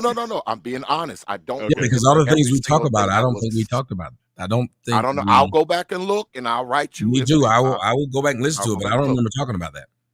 Okay. All right. Fair enough. Talked about it. I have talked about it when the old Shay was there, but I didn't talk about it last night. But I have talked about it. Okay, well, so we'll talk about it predicated on what you said before, and for that reason we'll talk about it less, because it was a long time ago when you were saying it. Around the time you came on my channel sometime last year, you were saying that, and from my perspective, the vast majority of the manosphere show you love. I don't care who chat room you pull up in. I always jokingly say, they roll out the red carpet and drop the Coming to America rose petals when you pull up. I always do that. If you come in, I'm immediately dropping a link and changing the whole trajectory of the show because Tommy pulled up. You have to remember, I don't know I don't know who's in the manosphere. So whenever I go to somebody's show and they say, "What's up?" I just think they're a person. This whole idea of a manosphere, no offense, but every time I heard it, I just found it to be an irritating thing. I thought it was a bunch of dudes who couldn't get ass, found a voice from listening to me, and now they're going to try to use that voice to beat people over the head with it as if they've had that voice themselves. And it became scary to me because I started seeing people and not to knock anybody, but when you watch over, I'm gonna call him by his real name, the one guy, I'm not even gonna say his name because I don't want to beef, but I'm just pointing out, you can look at that man and tell he wasn't getting any women, and now he's online talking about people like it was wrong to me, saying what women should and shouldn't be doing. I'm sorry, it was wrong. Y'all have too many people who look like they didn't get any women at all, who sound like they didn't get any women at all, now leading the way. When you got people like Game Changer leading the way and talking, no offense to him, but come on. This man was up there buying people refrigerators and crap. Like, it's just stupid. Oh, come on, Tommy. But I'm saying, y'all know I'm telling the truth. Tommy, hold on, Tommy. You just asked X to tell the truth. Now you don't want to tell the truth about about these people. Tommy, you a card carrying trick. You can't criticize a nigga buying a stove. No, wait. What do you mean card carrying trick? I'm saying this man is talking about what you shouldn't do and then does it. When y'all call me a card carrying trick, I love how y'all say that, but y'all never point out that when I talk about certain things as a comedian, y'all haven't seen one woman come out here talking about I got him for a bunch of money. Nor have y'all seen me cry about it. Okay. When I was down in Miami at the Fresh and Fit, fucking all them hoes, go ask one of them if they got any money. Well, let me make this very clear. When I was fucking Misty Stone, ask Misty Stone if she got any money. No, listen, I don't care if you paid them or not. Like over here, we don't criticize that. No, I'm not either. But what I'm saying is people will say it, but what you don't have is what happens to the Mr. Game Changer. When you have an individual who's telling people what not to do, and then they turn around, then you find out that's exactly what they're doing. What is he telling them? What is he telling them not to do? When he's talking about, you got to watch out for what you're doing with these women and these and money. Just like remember when they was telling me, let's say Polite and Pharaoh, they came at me with what? Same old crap. You shouldn't be talking about black women. Young Pharaoh said he was going to kill me because of the way I spoke about black women. Soon as he got him some money, what did he do? I don't trust any of y'all. Not you personally, I'm saying any of the people who's in the so-called manosphere. Let me tell you why. Because these people get a little bit of popularity on YouTube and completely change. They completely change. That is the grift. All right, it's some of them that do that, and we've witnessed that, and we've name the ones that haven't. I'm sorry, what's that? Name the ones that haven't. That haven't. Kevin Samuels did. Kevin Samuels became a different person. Before Kevin Samuels got big, if you look at who he was none of that. He was none of that Godfather stuff, taking my talking points. He wasn't. Oh, how do you become the Godfather and you just got big? Sir, how would anybody become a Godfather in a year and a half? Name that. Name what a Godfather is in a year and a half you became it. I'm not disagreeing with you on that point. If you go back and look at his first videos, he was doing one thing. Now, to some degree, we can't say we don't know what he was and what was going on in his personal life. We just know it. Hold on real quick. We definitely know it was a content switch up. That because he was doing his thing, being an image coach, and somebody and somebody in the manosphere say, hey, some of these guys could stand to clean up their image. So they sort of ushered Kevin Samuels into the manosphere, and then he started being in the manosphere, and and started chopping it up with us, and a lot of stuff that he was saying, it was more or less in line with us. Now you could argue that he just heard what we were saying and then just started mimicking, and then he basically fine-tuned it, and then he became pretty good, one of the best ones. I know this may bother you a little bit. Became one of the best ones at fluently speaking out the talking points. You could make that case. I'm not going to argue with you. The only thing we do know for sure that after somebody is bringing BGS in here, after BGS ushered him into the manosphere, he did change and adapt his content a little bit more, and then gradually became what he is. That's fine. I more or less I have no major problem with that. I don't, but that's what grifting would be. Is someone taking if you let someone come in, you have people who are there and they're for that thing, and then you have someone that just jump in. It's the equivalent of black people trying to get reparations. They finally get it, and then some white people start jumping in saying they're 5% black.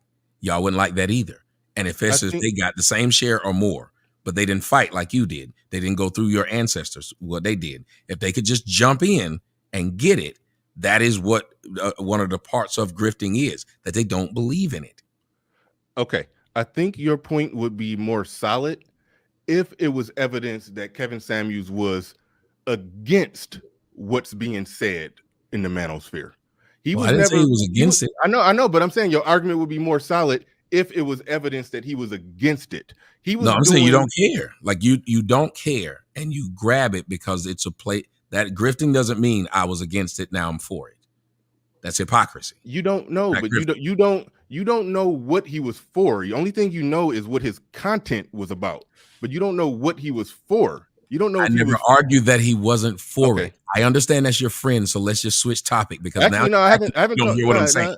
No, you're acting like you're not hearing what I'm saying. I never said he was against it, and you keep repeating you don't know if he was for it or not. When I never said he wasn't against it nor for it. I was only pointing out what you keep on saying, which was he wasn't talking about it. It wasn't his thing. So then he started doing it when it was somebody else's thing. So then to order to call that person a godfather is insane. I can rock with you right there. And we can move on. And I wasn't saying that you said that he was against it. I was just saying your argument would carry more weight if he was against it and then jumped over and all of a sudden got for it. My argument is exactly what it is, which is, so it doesn't need more weight. If your argument is that I showed up here at 11:32, I wouldn't say your argument would carry more weight if I told you I'd be here at 11:20. Like, that wasn't what your argument was. You were just stating when I showed up. I was just stating what he did. That's it. And it's not just him. I didn't even want it to be about just him. Exactly. A lot of the people who are claiming that they're for something, they're jumping on a bandwagon, a YouTube bandwagon, because they're not doing anything in real life and they have no showing of they have ever done anything in real life. They load up their camera, they get up here, and all we do is say how black folks need to have the discussion, have the discussion, have the discussion. That's all we say. And somebody in the comment section said, Tommy wouldn't debate Jason Black, though. That is a complete lie. There's no one I wouldn't debate, sir. Because I'm always the talking point. Somebody in the comment, they always say things that aren't true. And that's the other thing I'm saying. You wouldn't debate Jason Black. Jason Black came from me. Jason Black was a constant caller on my show. Y'all sit up here and act like these people weren't what they were. Niggas on my damn coattails all damn day, then they create something and become whatever they are. And then the first person they hate is the person they came from. All of them. All right. We can move on from the Kevin Samuels thing. We can move on from the Kevin Samuels. Can I just say something, Brother Bernard? Y'all talk about grifting, right? That can be said about a lot of people. Because let's be honest here, man, we know that a lot of the crap that comes out of people's mouths up here, and I don't exclude myself, a lot of the stuff that comes out of our mouths, a lot of us aren't living the stuff we're telling you to live. All right. We're telling people to live these lives and do these things. And a lot of us aren't doing it. I mean, you hear a lot of conversations about, oh, you need to be a man. You need to do this. You need to be masculine. You need to have this. Yep. Meanwhile, this dude's living in his grandmom's basement and shit. You Say can it. get oil, All I toilet was saying, bro. fire, the What he toilet said right there, fire. that's it. Right? What are you talking about, man? Be a man. You're living in grandma's basement. You're not in a position to tell someone to be a man. You know, that kind of stuff, you know, it goes on often here, man. I mean, we have to be honest about it, man. It's a lot of that here. All right. That's what I meant. That's why I didn't understand why it was going where it was going. I was like, I didn't say a word wrong. You got a lot of people who are just saying, I'm sitting at home bored. Nobody listens to me in my real life, but I can create this fake ass persona on YouTube and become this person that I saw somebody else being and just repeat what they are saying and then talk down to the other people. When you're willing to talk down to a kid who's 20 something years old and tell him that making $500 a week shows that he's broke. And then when it comes out that you were in your 30s making less than that.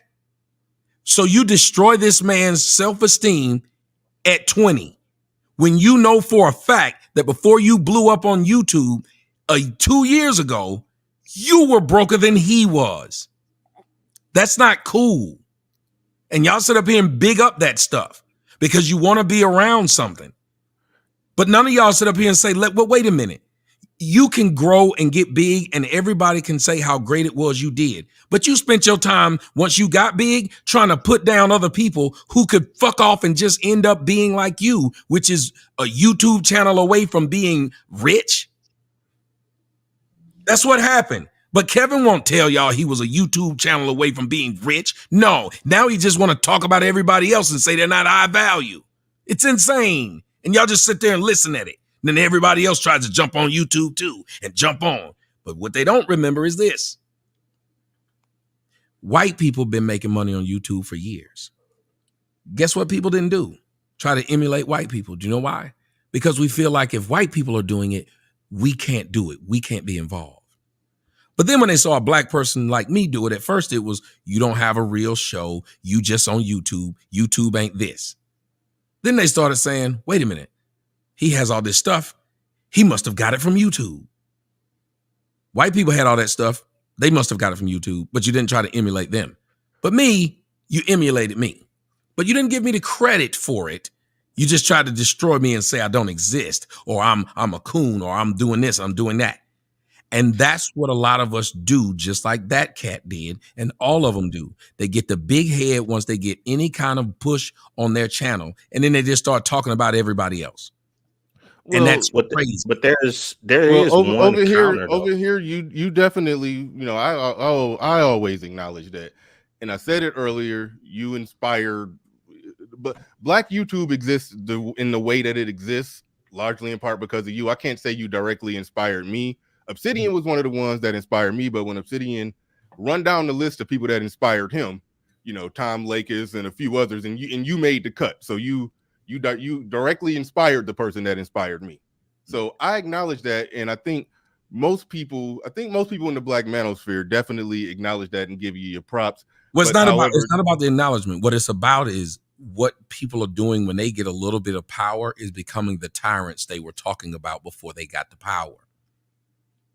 Why is it that if you get 10,000 damn views, now you talking straight cash shit to anybody else who got less than 1,000 or less than enough? Well, Tommy, maybe okay. Tommy, he's right on that one, man. Hold on, no, he's right on that. He's been right about everything, but apparently I don't know. Hold on, Tommy, you right about that. You absolutely 100% right about that. But maybe they're talking shit and talking down on everybody to get less subs than them for maybe the same reason that. I mean, you do a lot of talking shit and talking down at people that got less success. Wait. But wait a minute. But I started off talking that same shit. That's what I'm saying. The shit that I'm talking has not been something that's new that would before I talked against it. Like, let's say somebody like Hassan Campbell.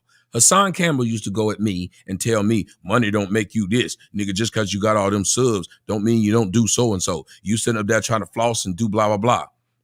What happened when he got the subs and the money? Exactly what he told me I shouldn't be doing. Okay. It's like you're not hearing my argument, but everybody else on the panel is. It's the hypocrisy, sir. It's when you come in saying you shouldn't be calling black women black bitches. Then the next 5 seconds, you calling black women black bitches when you get an opportunity to do it. It's I don't know what the disconnect is. The rest of the panel is here. No. I'm with you. No, I'm with you on that. That young Pharaoh, Sodnetter, all of them. Once they got in a little situation, they sounded like the typical black manosphere Negro. As soon as they got in a little situation, that's what I'm saying. I'm that's with what you. I'm talking about. I'm with you on that part of it. I'm with you on that part of it. But I think it's to me it's a small distinction, even though like you saying, okay, you came through the door talking cash shit, and other people, they had to get a little big before they got. No, they were saying it was a problem doing it. You're stopping. Oh wait, hold on. No, I don't know what. No. Hold on. They were saying it's a problem when you do it. It's like if I told y'all it's a problem buying bitches, and then I started buying them when I got money. The Negroes who was 100% against you doing it, who started doing it, I'm with you 100% on them.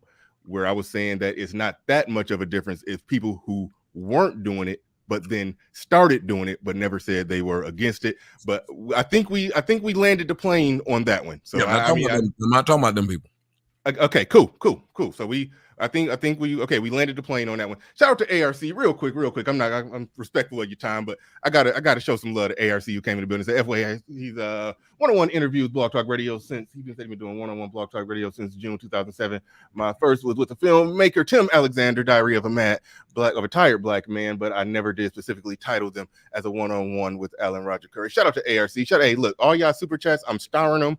I'll read them after the fact, but I'm going to be respectful of Tommy Sotomayer's time, because it is a treat. It is a treat to have him in here, so I don't want to spend the time reading all the super chats, but I did star them, and I will come back to them. But all right, I think hold on, I'm gonna go to you, SKC, but I think we with the far as the manosphere, this is the last thing I want to say on this one. Far as the manosphere coming at you, trying to bring you down, or being out to get you. I think you said that to some degree you don't know who's who and what's what when it comes to people that's coming at you. It's like it's almost like it's a clusterfuck of people just talking shit, and you don't know who's who. I didn't even know the manosphere was a thing until I heard people saying. It's like I would go over to some of them channel and they would say, like the comment section would be just dragging me, and I was like, well, this is weird. Like, who are these people? And why are they dragging me? While I'm hearing the things that I say come out of their favorite content creator's mouth. So what makes them hate me, but be okay with what the person is saying that came directly from me?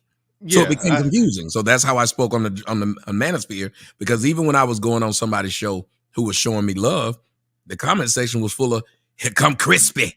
And I was like, what? Okay, I got you on that one. I'm with you on that one. That is a fair point, and that actually happened the first time you came on my show. After I specifically said, "Yeah, Tommy Sotomayor up here, show him some respect." Immediately, some people who I didn't recognize was doing it, and so I was like, "Okay, them is trolls." But then somebody with a wrench did it, and I was like, I took his wrench.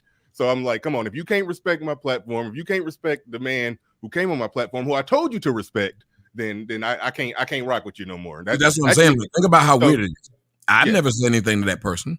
You bring them on the show, and the first words they think out of their mouth is to call me a name who's never done anything to them at all. I don't know them.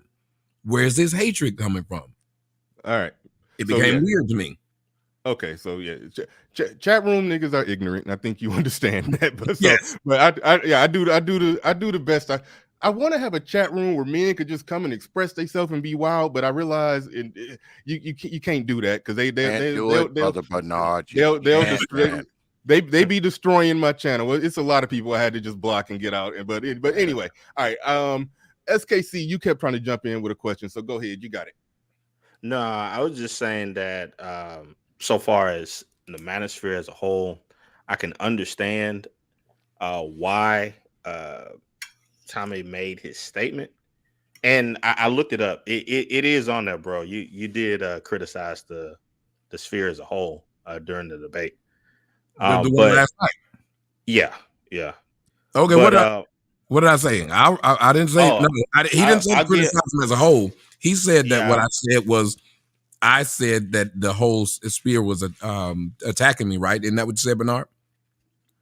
I'm sorry, I was typing. No, you're okay.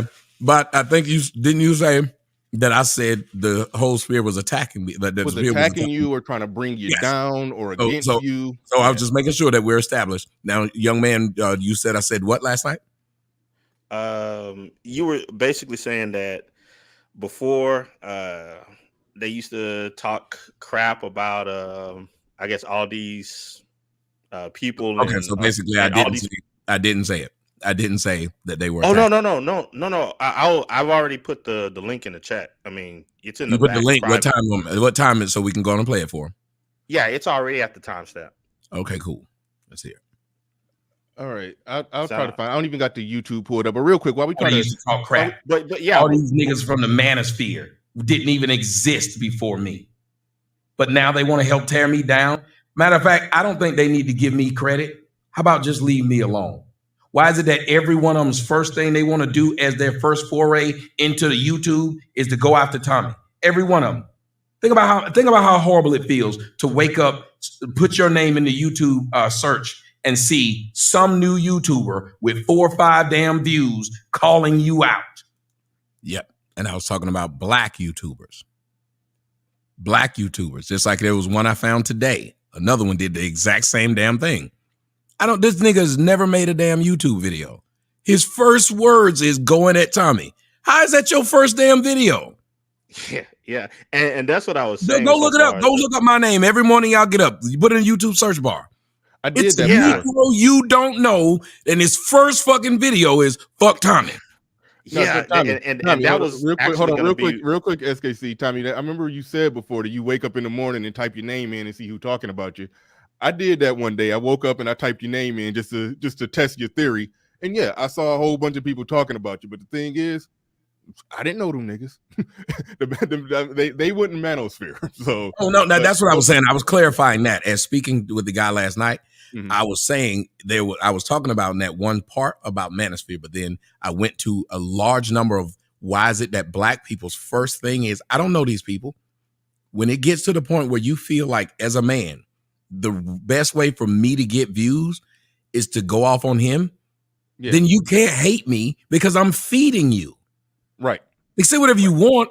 How do you hate me if I'm feeding you? If the first words out of your mouth or the first thought you could think of was, I want to do YouTube and I think I can make money off of it. Let me talk about this one guy's views and say that he ugly, stupid, crispy. And that's what you do. I saw a guy's video today, 17 minutes long, of him asking black women, why do they listen to me? Why would you? What the fuck? Imagine if somebody did a video and said, why do y'all fuck that guy? Because he went to the club and he saw this guy getting a bunch of pussy. So he made a video asking black women why y'all like him.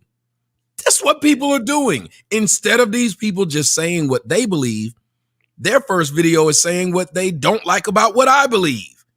Yeah. That's why I'm saying when you have people in general, man or manosphere, what you should be doing is coming out with what you think.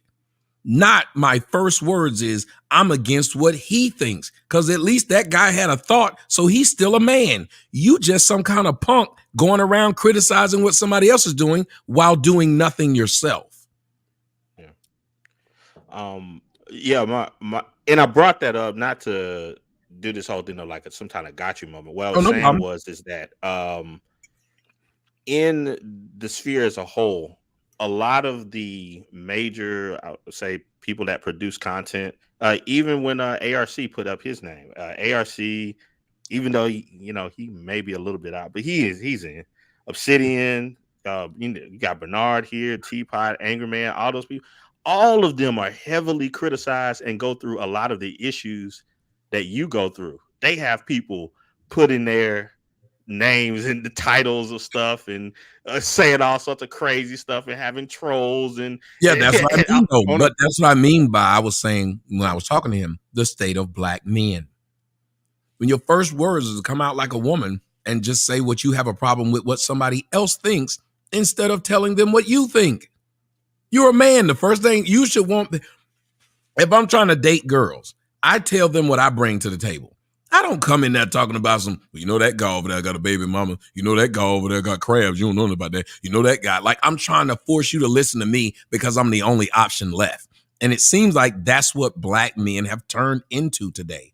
Manosphere or not, I want you to listen to me because that guy's a bad guy. And let me tell you why. Well, I think that that's just Black America as a whole. I mean, Well, when they've you been have raised by so black many women. people I'm who, talking about the men because the men are supposed to be the leaders. I get that the women are followers. See, we cannot sit here and say we should be able to do the same thing that the women are able to do. That is destroying. If we talk to the women and say the women should not be trying to be men, then when we're talking about men right now, we need to stick it to men and not say, well, that's the society. Because yes, we know women do it, but that's how women act. When men are acting like women, that's a problem. Now, the reason a lot of these men are acting like women to the where you can say that's the black community is because these black men are raised by black women. So they think that behavior is normal. That in order to get a man, what they do is hate on another woman. well, Am I even if you lying? say, well, even if you say in the context of black men, just saying black men in general, I really think that that's just black men in America. Because think about it. Because they're raised by women. When you can't even have an open conversation like you were supposed, like it was supposed to happen last night about black conservatism, a political ideal, and you can't have that conversation amongst black men without them trying to just tear you down. Think about it. He said I couldn't talk about it unless I admit that I'm a conservative. When I was trying to explain to him, and you guys can watch it, anybody that's ever followed me knows, they gave me the title of conservatism because I kept on talking about what I guess they considered was conservative points. But I also tell people I'm a dude that like fucking hoes, like rapping. These things are anti-conservatism. Anytime somebody asks me, I give the explanation like this. I say, I'm a conservative when it comes to my money. I'm a liberal when it comes to yours. I'm a conservative when it comes to you fucking my girl. I'm a liberal when it comes to me fucking yours. So the whole thing is there's no one person on earth that's all conservative or all liberal. We need to cut that out. I want black people to vote for the best candidate. And that's all I've ever said. Hillary was a shitty candidate. So I said, before he even got to Hillary though, I started pushing Trump because I said something needs to change. I was pushing Trump for change, period. I'm the same person who I voted for Democrats and Republicans. I voted for, the first time I voted for Obama. You know why I voted for him? Because I said, I want to see a black man in office. The second time, I did not vote for him. You know why I didn't? Because I said, I don't like what the black man in office was doing. That's what we should do as black people. And I tried to explain that to him last night. Be the pretty girl at the prom or waiting on a prom date who weighs all her options. Don't be the pretty girl who tells this one guy, you know for a fact you're going with him. So not only do you lose all other offers, but he'll decide, wait a minute, I got one in the bag. So I can go out and chase everybody else. And if that don't work, I'll come back. And look how we're being treated in politics. That exact same way. Democrats know they got blacks in the bag. They don't give a shit but words.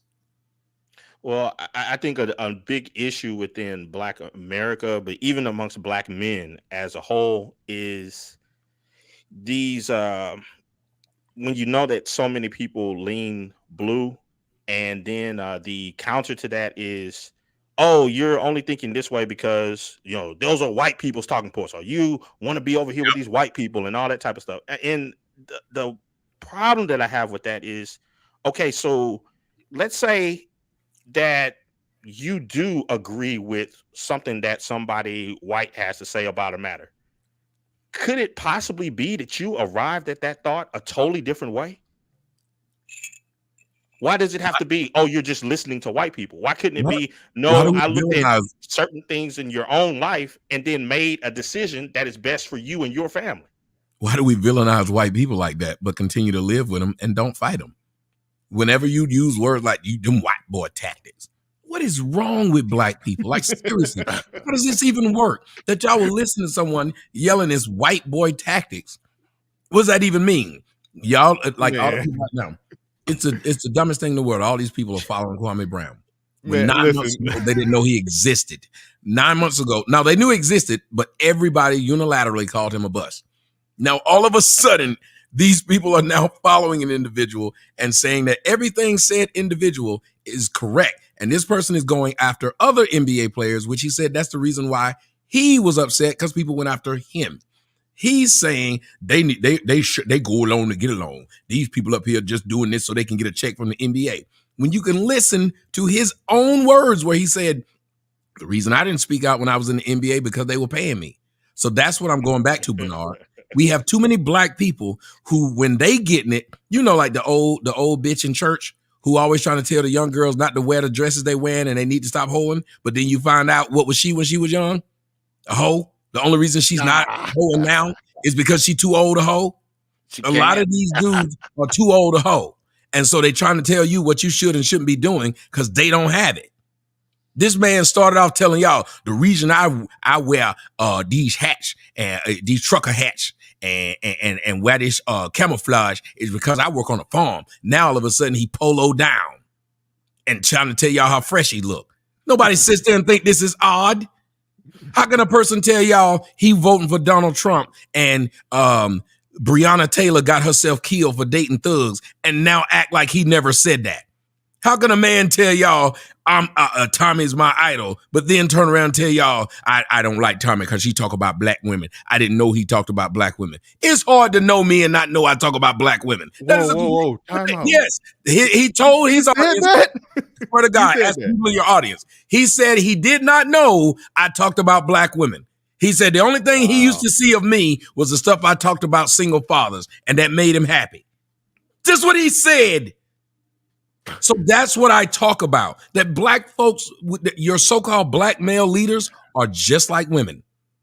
They will go any way where it fits. Women, what will they do? If the marauders come in and kill all the men and say they want to have sex with the women, what will the women do? To stay alive, they'll go do it. They do whatever it takes to fit in. That's why I was saying we have to treat the men different than the women. We're the fighters. We're the warriors. We're supposed to stand up for something. The women, they're weaker. So what do they use? Manipulation. That's what they have. That's their strength. Our strength is supposed to be fighting for something. Our strength is supposed to be standing our ground. Yet guess what we don't do? And guess why we don't? Because we're raised to act just like our mothers. That's why you see these men running around chocolate peacocking as soon as they get a couple YouTube checks. That's what I call it, a chocolate peacock. If I could pose one question, go Tommy, ahead. Chocolate peacock. Chocolate peacock. Oh Lord, man! Why somebody gonna say that? And then Hey, I'm gonna steal it, and I'm gonna try to make sure I shout you out the majority of the time when I say it. But so why do you think? Because when you put the 45 up in your background, you put the MAGA hat on, or when you do things like when you interviewed David Duke, why do you think black people have such a visceral reaction to just having those conversations or taking some of those positions? It's weird because and it isn't even that. That's why I was trying to tell the guy last night about Barack Obama. Black people in general are against homosexuality. They just are. But, which makes it weird why we're not conservative, because you think about it, most blacks' ideas are conservative. But the reason why blacks let all that stuff go, and including painting the White House or putting the colors of the rainbow flag on the White House under Barack Obama, is because they like Barack Obama. So black people are the ultimate go along to get along gang. If we like you, you can do whatever you want. That's why I ask them, why is it when I say the word black bitch is a problem, but when your favorite comedian and rapper says it, you don't even bat an eye? Matter of fact, you say the word back to him. Tariq Nasheed interviewed Jared Taylor, who's everybody says is a racist. He also interviewed the Spencer guy, who everybody says is a racist. But they had no problem with him sitting down and talking to him. But me, because I was a coon before I started, it didn't matter what I was saying to David Duke. You just said I shouldn't have interviewed him, which makes no sense, because by your logic, if I'm a coon and I uplift white people and I put white people on a pedestal, then shouldn't you be expecting me to interview people and uplift white men? Like, that's crazy. That's like acknowledging a man is gay, saying he's gay, then being surprised about seeing him walk down the street holding a man's hand. What you doing holding that man's hand? Well, you call me gay. Shouldn't you be surprised? Shouldn't you be happy to see me be gay? So if you think that I'm a coon and you know I do all this stuff for white people, Why are you then questioning why I got 45 on the back? Why are you questioning that I would vote for a white man? Why are you questioning that I would big up white people? You shouldn't be shocked. You should expect coon behavior. But the biggest reason why it's not blacks have a hard time talking about the hard things, because we weren't raised to talk about things. Remember what our parents used to tell us as kids. A child should be seen and not heard. So you're not even teaching that child to have their own thought or to express it. Why do you think black people have such a hard time expressing themselves without saying, you know what I'm saying? You feel me, before they even finish a sentence? Because we're not feel some sort of way. Yeah. As far as, No, I mean, far as that You true, know what I mean? I'm gonna pass it to you, brother Xavier. You ain't said nothing. Well, I don't know if you got a question you want to jump in there. But real quick. They should be more upset at Tariq Nasheed talking to Jared Taylor just for how bad and embarrassing that was. I've never seen somebody get the floor mop with them that bad in a discussion. It like they should take your conversation with Jared Taylor over somebody who's their champion, who they're in the corner of. Thank you. Looking that bad with his talking points. He's been talking cash shit for years about the white supremacists. He got in with the chief white supremacist and completely got dismembered. I was like, man. But that's why I always ask him. I said, you've never seen me go up against a foe or anyone else and be outwitted or outmatched. Mm-hmm. When Judge Joe Brown was on my show, he's a lawyer. I'm not. Go watch the interview. Even he'll tell you this man has a vast knowledge of a lot of crap, because I don't sit there and put myself in position to look crazy. When I interview Jared Taylor or any of these other people, I come with facts. You're not going to embarrass me because it's shit I don't know. But it's too many black people who get embarrassed simply because it's shit they don't know. And we think not knowing is some type of virtue in the black community. What is the main thing that black women love to tell you when you question things that they say? I don't give a fuck. What kind of individual keeps saying to the world, I don't give a fuck, as if it's a plus to not give a fuck? but and this is my last thing, Bernard. This is my last thing. Go ahead, you got it. It's just odd to me that when people have those conversations, say with some white people or other races of people that they feel are racist, instantly they fall into this arena of the only way that you can talk to them is by cursing them out and all this. Like that's sometimes like that gives you some sort of power. Like, yeah, you got on it, you cooked it. It's like, dude, you embarrassed yourself. You acted like an idiot. Cursing and hollering didn't prove anything. Mm-hmm. Well, let me tell you something. He's right. And I said it several times. I kept trying to tell that guy last night. Is if you want to roast, we can. But it looks stupid and you won't win. Why don't you get back? And if you go back and look at that interview, I kept trying to get him back on the message. Even afterwards, I got emails I can show y'all. I still tried to teach this man. And he was so hard-headed. I told him, I said, if you're going to do something, you have to be professional. His response was, man, I'm a truck driver. I don't give a fuck about this shit. What kind of fucking response is that? I said, so if you're a truck driver, then why did you even bring me on? Because I typically do things that are professional at least. Why not be professional? Why is it that black people have no problem showing the world that we're not professional in our business dealings? Why is it that we think, people say all the time, the reason Tommy left the panel is because we were roasting his ass. Okay, so I come up here to talk about finances, and you keep calling me crispy blackie and ask me why I get punched in the face in New York. And if I leave, I won. That's something that black people have been doing since I was a kid. We just believe you roast yourself. You roast yourself into a victory.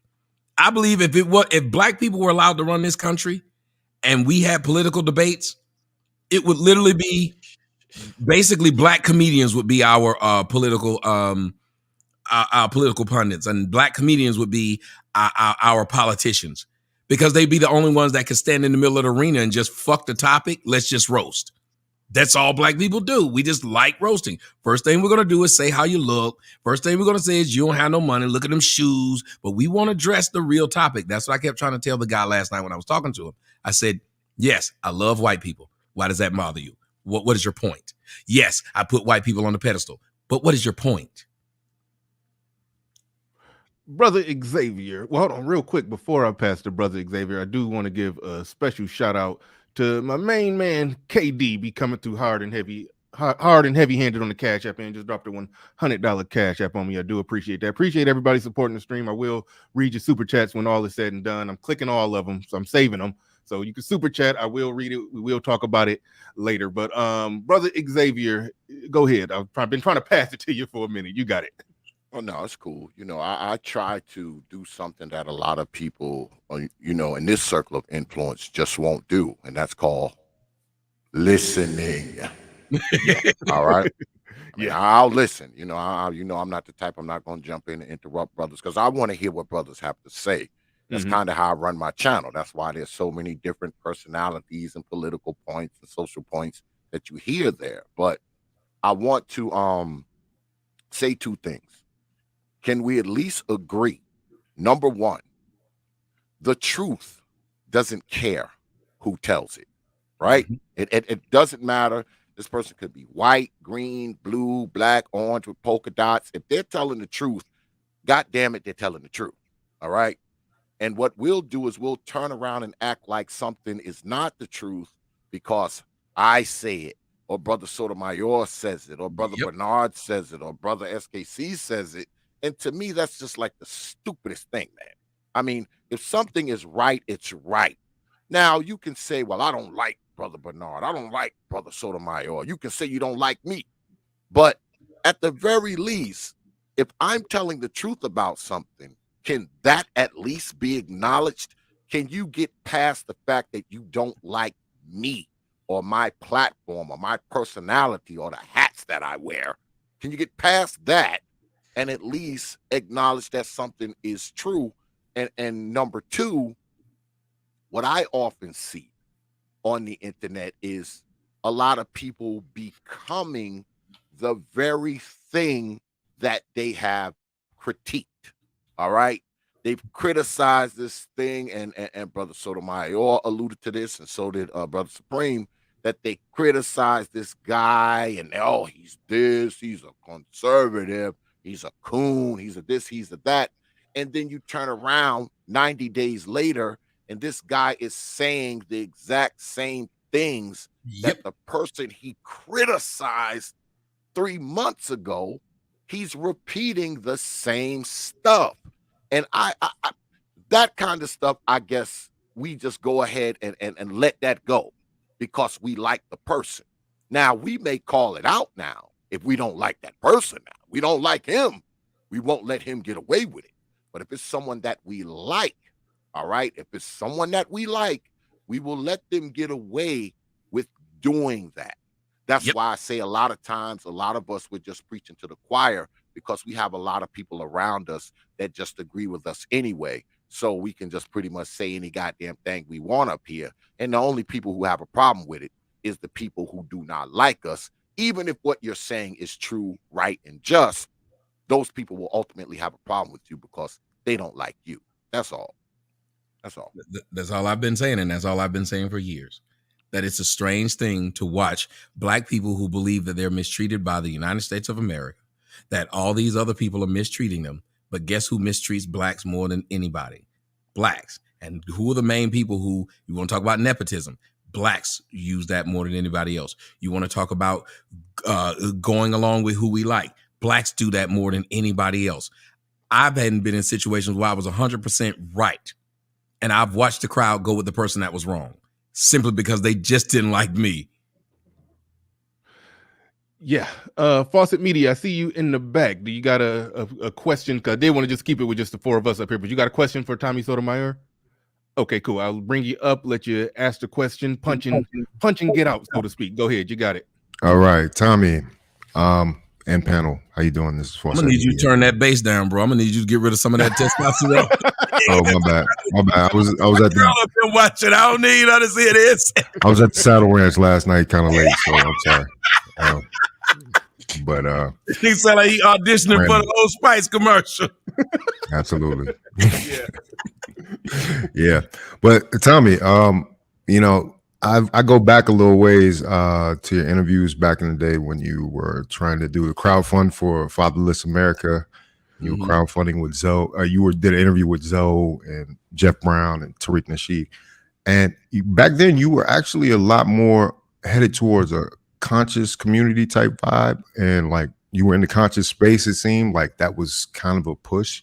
Is it not possible for people to pivot their channels and try to figure out things and be inspired by other people? Or is that just something that no creator can do? Well, no. You know I mean? Well, I'll have to say this. You said back then it appeared that you were trying to do something. But when you're in front of me, you could ask me. Now, see, me, I was talking to people. Were you? Yeah. No, I believe in talking to people who have a problem with you, who had the biggest problem with me, the conscious community. So who should I talk to? Them. So I am not a punk. If you are the people who disagree with me, I'd rather talk to you. That's why I'd have on my show. I don't have shows where people get to call in. If you've watched any of my shows, who do I cuss out more than anybody? The people who keep calling my damn show who agree with me.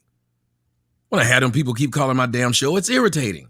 Why would I got to keep hearing from these people who disagree with me? I mean, for who agree with me, but not the people who disagree. Like right now in the comment section, there's a person in the comment section who all that person does is fuck with me, and they've been doing it for years, named Starlotti. Starlotti won't leave me alone. Since I got a wrench, I went in and blocked them because they came in and said something false again. Okay. Guess what happened? Moderator went and unblocked them immediately. Now, imagine if I did that. Well, that's hold on, wait, time out, Tommy. That is a rule on my channel. I normally got to have a final say on if somebody get hit. I normally say time them out 100 times. I'll see it and then I'll block them. But for the sake of right now, I never heard of this Starlight dude. And if I know how Tommy trolls get down. So go ahead and hide him and get him out of here. I know because I don't block anybody, but I see a name of a person that's come in here and been doing this for 99,000 years, and I don't see how you can hate somebody for years like this. So, but I go and I talk to people who I believe can benefit the most from it because my thought was those people never get to hear my voice. So I never pivoted to where they were because my talking points have remained the same. Okay. I just made sure that the people who needed to hear it heard it because they talk so much shit about me.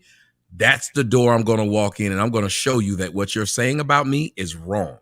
Okay, but so if everybody's inspired by you, Jason Black's inspired by you, Kevin's inspired by you, what's the problem with that? Why don't you just take it? Do you want some type of credit or do you want to be? Well, I just said at the beginning. OG, you want to be the head of the manosphere? I know before you came on here, I know for a fact I said what my problem was. I could have sworn I did. Okay. Right. I said what I wanted. I even said I don't want. Were you hold on, wait, Fawcett Media? Were you listening from the beginning? Did you? No, I did miss the very, very beginning. But I'm gonna let you go back and listen to for a while. Yeah, I mean he did address that. He did address that. So yeah, we're not gonna. Yeah, we don't got to rehash that. The comment section said I want to be worshipped. Yes, I want to be worshipped. You're 100% right. I want a statue built of me. I want everybody to wake up in the morning and pray 3 times to the east towards that statue. Thank you. Hey, why not? Floyd got one. Right.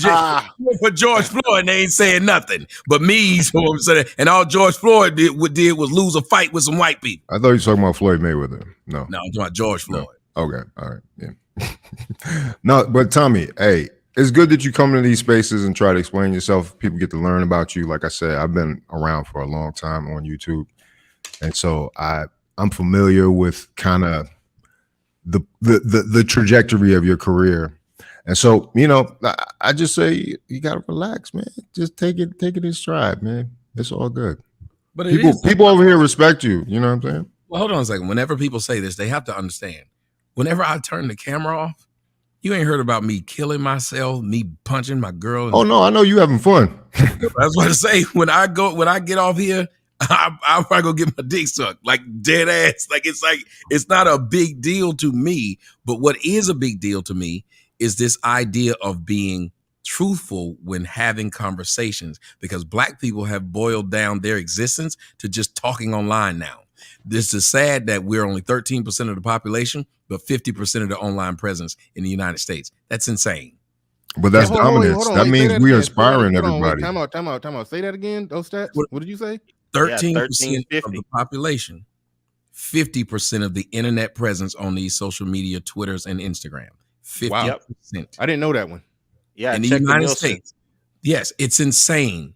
Just like how we're only 13% of the population, but a large percentage of the consumers in the United States. That's and we watch most movies in the country as well. I thought you was about to go with the prison population, but never mind. Oh, that too. Yes, but look, think about it. You keep all these numbers and almost everything that's stupid and regressing, we lead in it. We lead in these things. Did you know? And when every time I give this stat, it throws people off and it makes women mad, and the dudes start repeating it because they're like, "Damn, I got to use that." There are twice as many black women with children than black men. Yeah. So that means they're fucking the same guy. Yeah. And everybody knows there's one guy to have 13 kids, one guy to have 20, one guy to have 50. It's the same thing. And it'll be another black dude who have none. And they won't be interested in him. Nope. Well, if a girl has an option to pick the guy with 5 kids and the guy with none, in the black community, guess which guy they picking? But they Tommy, got 5. But Tommy, we just found out last night that it was a milkman from the 50s that fathered 800 kids, a white milkman. So come on, man. Hold up. You know what's funny about that? He said, but you didn't do no video about that. In the comment section, somebody kept writing, and I didn't pay any attention. They kept writing, oh, but yes, he did. So that person sent me the link. I did do a video about that. So this man's whole argument was wrong. Now, I couldn't recall every news story I've done, and this is shocking that a fan had it. So what I did was I took that link that person sent me and sent it to that dude, whatever his name was. I don't even know who he was, what his name was, arsonist, whatever his name is. I sent it to him. He said, so what does that prove? Not the same. Oh man, I'm sorry, man. I'm sorry. I couldn't believe it. Hey, but Tommy, check this out, man. The same thing that you be going through with that kind of stuff, we go through the same thing over here every day. We be having people doing the same illogical stuff. Like somebody literally tried to argue that, you know, and this goes back to those stats that you were just talking about, how, you know, black people make up the majority of this or the majority of that. Well, somebody said, yeah, but we don't do it the most because, you know, population percentage wise, we're such a small percentage. So you got to look at the total number. So I'm sitting there like, wait a minute. So as long as we stay the minority, we can kill as many people as we want. We're never gonna lead the league in it. We'll never get to the like who eat that, but I'm trying to coon as little as possible here. No, go ahead, man. You got it. But we know that to black people, math is racist. Math is racist. That's them white boy tactics. There you go using numbers. There you go talking about numbers. We don't care about that. Have you noticed that when you talk to most black people, the start of the conversation is, I feel. Remember how I kept getting that girl? I don't know if y'all saw me on Fresh and Fit. It got to the point where she didn't even know how to start a sentence without I feel, so she couldn't talk. Mm-hmm. If you can't start a sentence without I feel, because if you're telling me I feel, you need to be lying on my couch paying me my $350 an hour. Then I can deal with you. But you don't need to be telling me I feel when we're trying to build a superstructure. When we're trying to build a bridge, when we're trying to do some irrigation, you don't need to tell me what you feel. You need to tell me what you know. And if black people keep on using the term build doesn't talk about feel, build talks about know. So stop telling me you're trying to build when you led with I feel. Yeah. All right. Now, I'm very divided on what I'm about to do here. So I'm gonna ask you, Tommy. I know I want this to be a peaceful conversation, And I do want I do want you and the manosphere to have a healthy relationship. I think it's good if there's a healthy relationship. But Game Changer is in the back. Oh Lord. Hey, you need me to drop down? Hold up. Man. Beef with him, no. But I don't have any beef with him. I Before talk to you you about even it. I have no bring beef. Brother Game Changer up, let me go ahead and ask Brother Sotomayor this. Okay, go ahead. Hang on, Game Changer. And Game Changer. Okay. Go ahead. Go ahead. I hit you with an email, Brother Sotomayor, because I want to get you back on, man, and talk to you, man, just you and I. So, check your email, man. And if you got time, man, maybe I can, Yeah, I'll do it. I like talking to you, because not that people agree with me or disagree, but just be professional and honest in your dealings. That's all I ask anybody. Even when we've been talking here with Bernard, I haven't left and got all rowdy, because even if there was a misunderstanding, he brought it back to where the misunderstanding was. And I even said it, I think I was watching you a couple of weeks ago. I said, the brother's professional in the way he's handling his business and does his show. So I watch, because we don't have enough of that. We don't have enough of shows where people can watch it and not be embarrassed. Let's just call that. Yeah, I just figured even the way he's sipping his coffee, do it at the right time. He do it at the right time. What you talking about? What's wrong with that? When you sip your coffee, you do it like you're Good Morning America. You know when somebody get talking, they just sipping a little bit, then they put it back down. He do it. It was barely even nothing in here. I'm just. I'm about to say it probably ain't shit. This cup damn near empty. I figured I'd get that in before it goes left. All right, I get that in before it goes left. I'm gonna go ahead and jet down, because I know this could get crazy. But can I just have one last question? Yes, go ahead. Sotomayor, if you was to say your greatest regret about your YouTube career, like what would that be? Not understanding what this was. This was all a surprise to me. Like, I had a girl tell me, she made a video, just keep trying to say that the only way people can make it big is if they go after somebody. And she kept saying, Mr. Sotomayor, and I don't know why people go out of their way to say my name wrong. Mr. Sotomayor, how did you get started? And I'm like, I've said it 1,000 times. How I got started was doing this thing called Blog Talk Radio.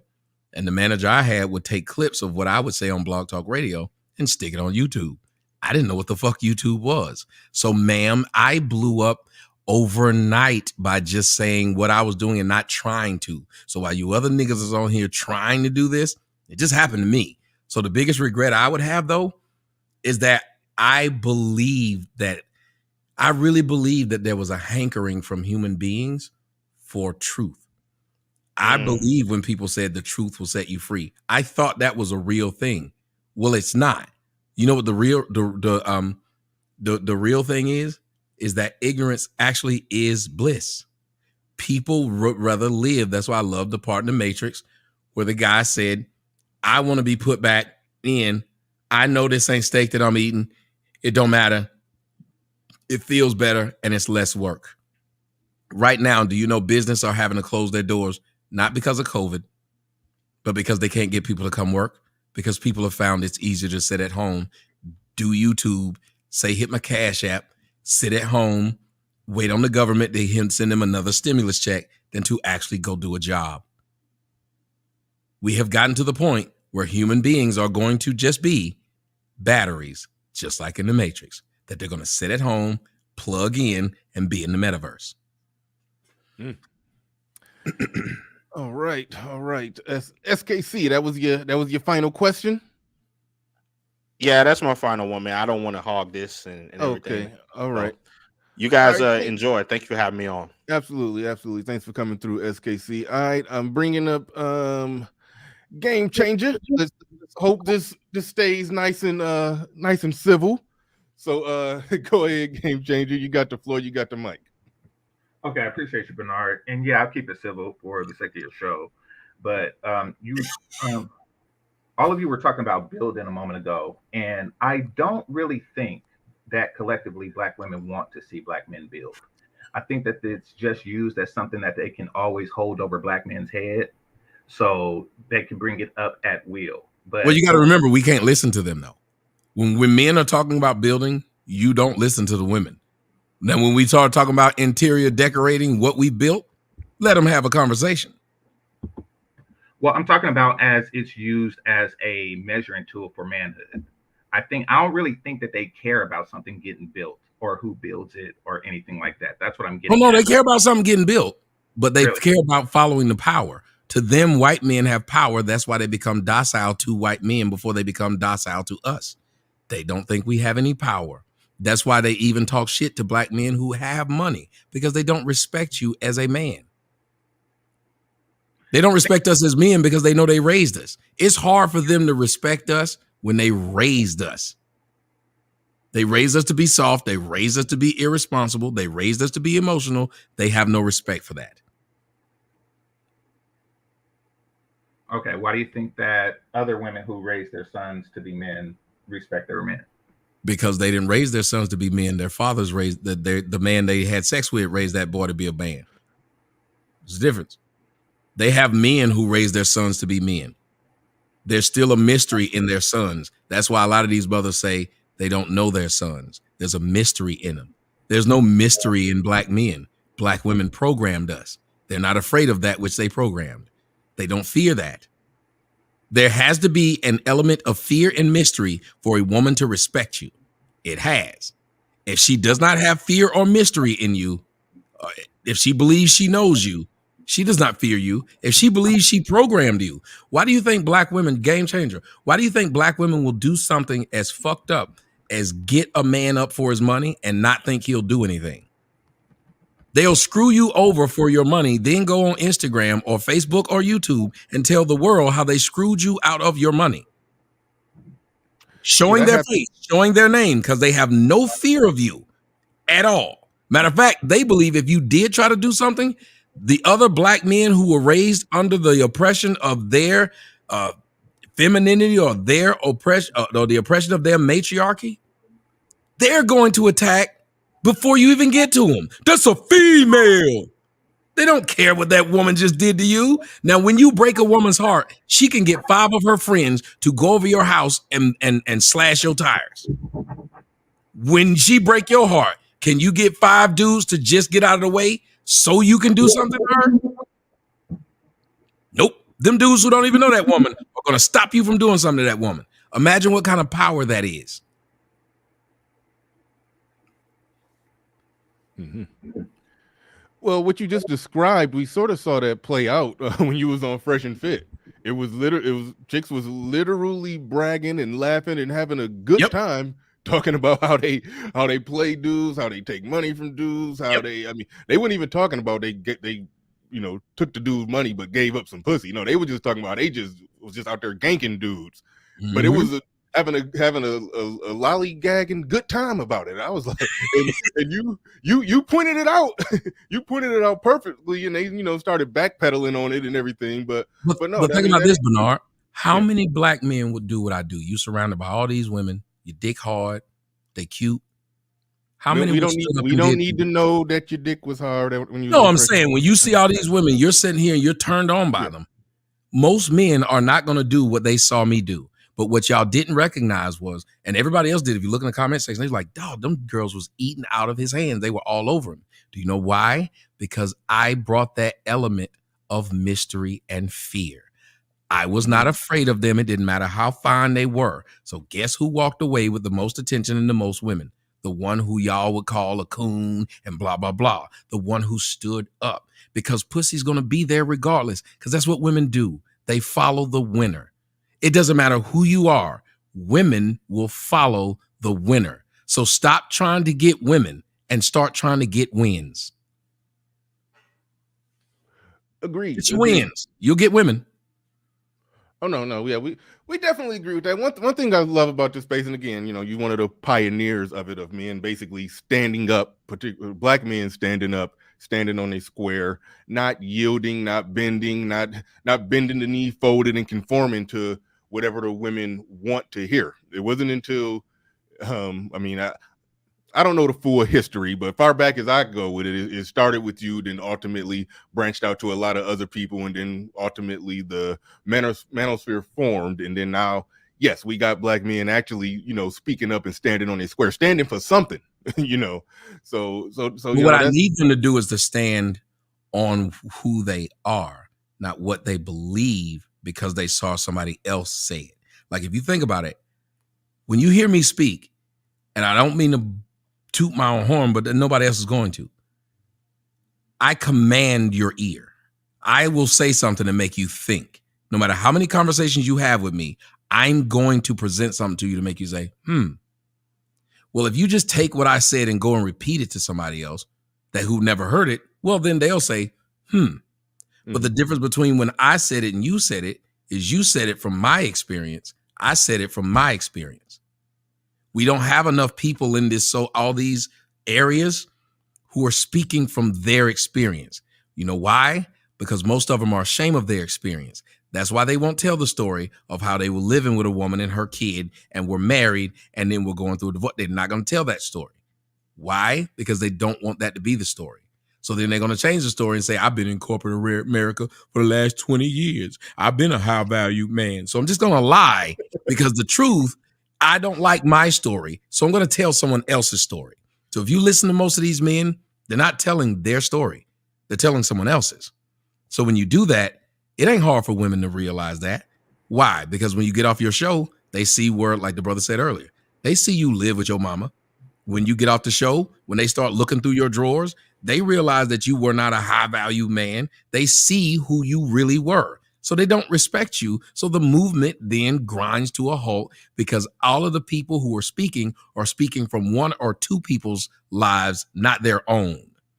Speak from your own. Even if you think it's an embarrassment to speak from your own, if it's who you are and what you stand for. Like I was one of the ones who started off talking about I'm a black nerd. I like doing nerd shit. I'm up here wearing these Marvel shirts and things like that. Next thing you know, Tyreek is wearing Marvel shirts after making fun of me wearing these shirts.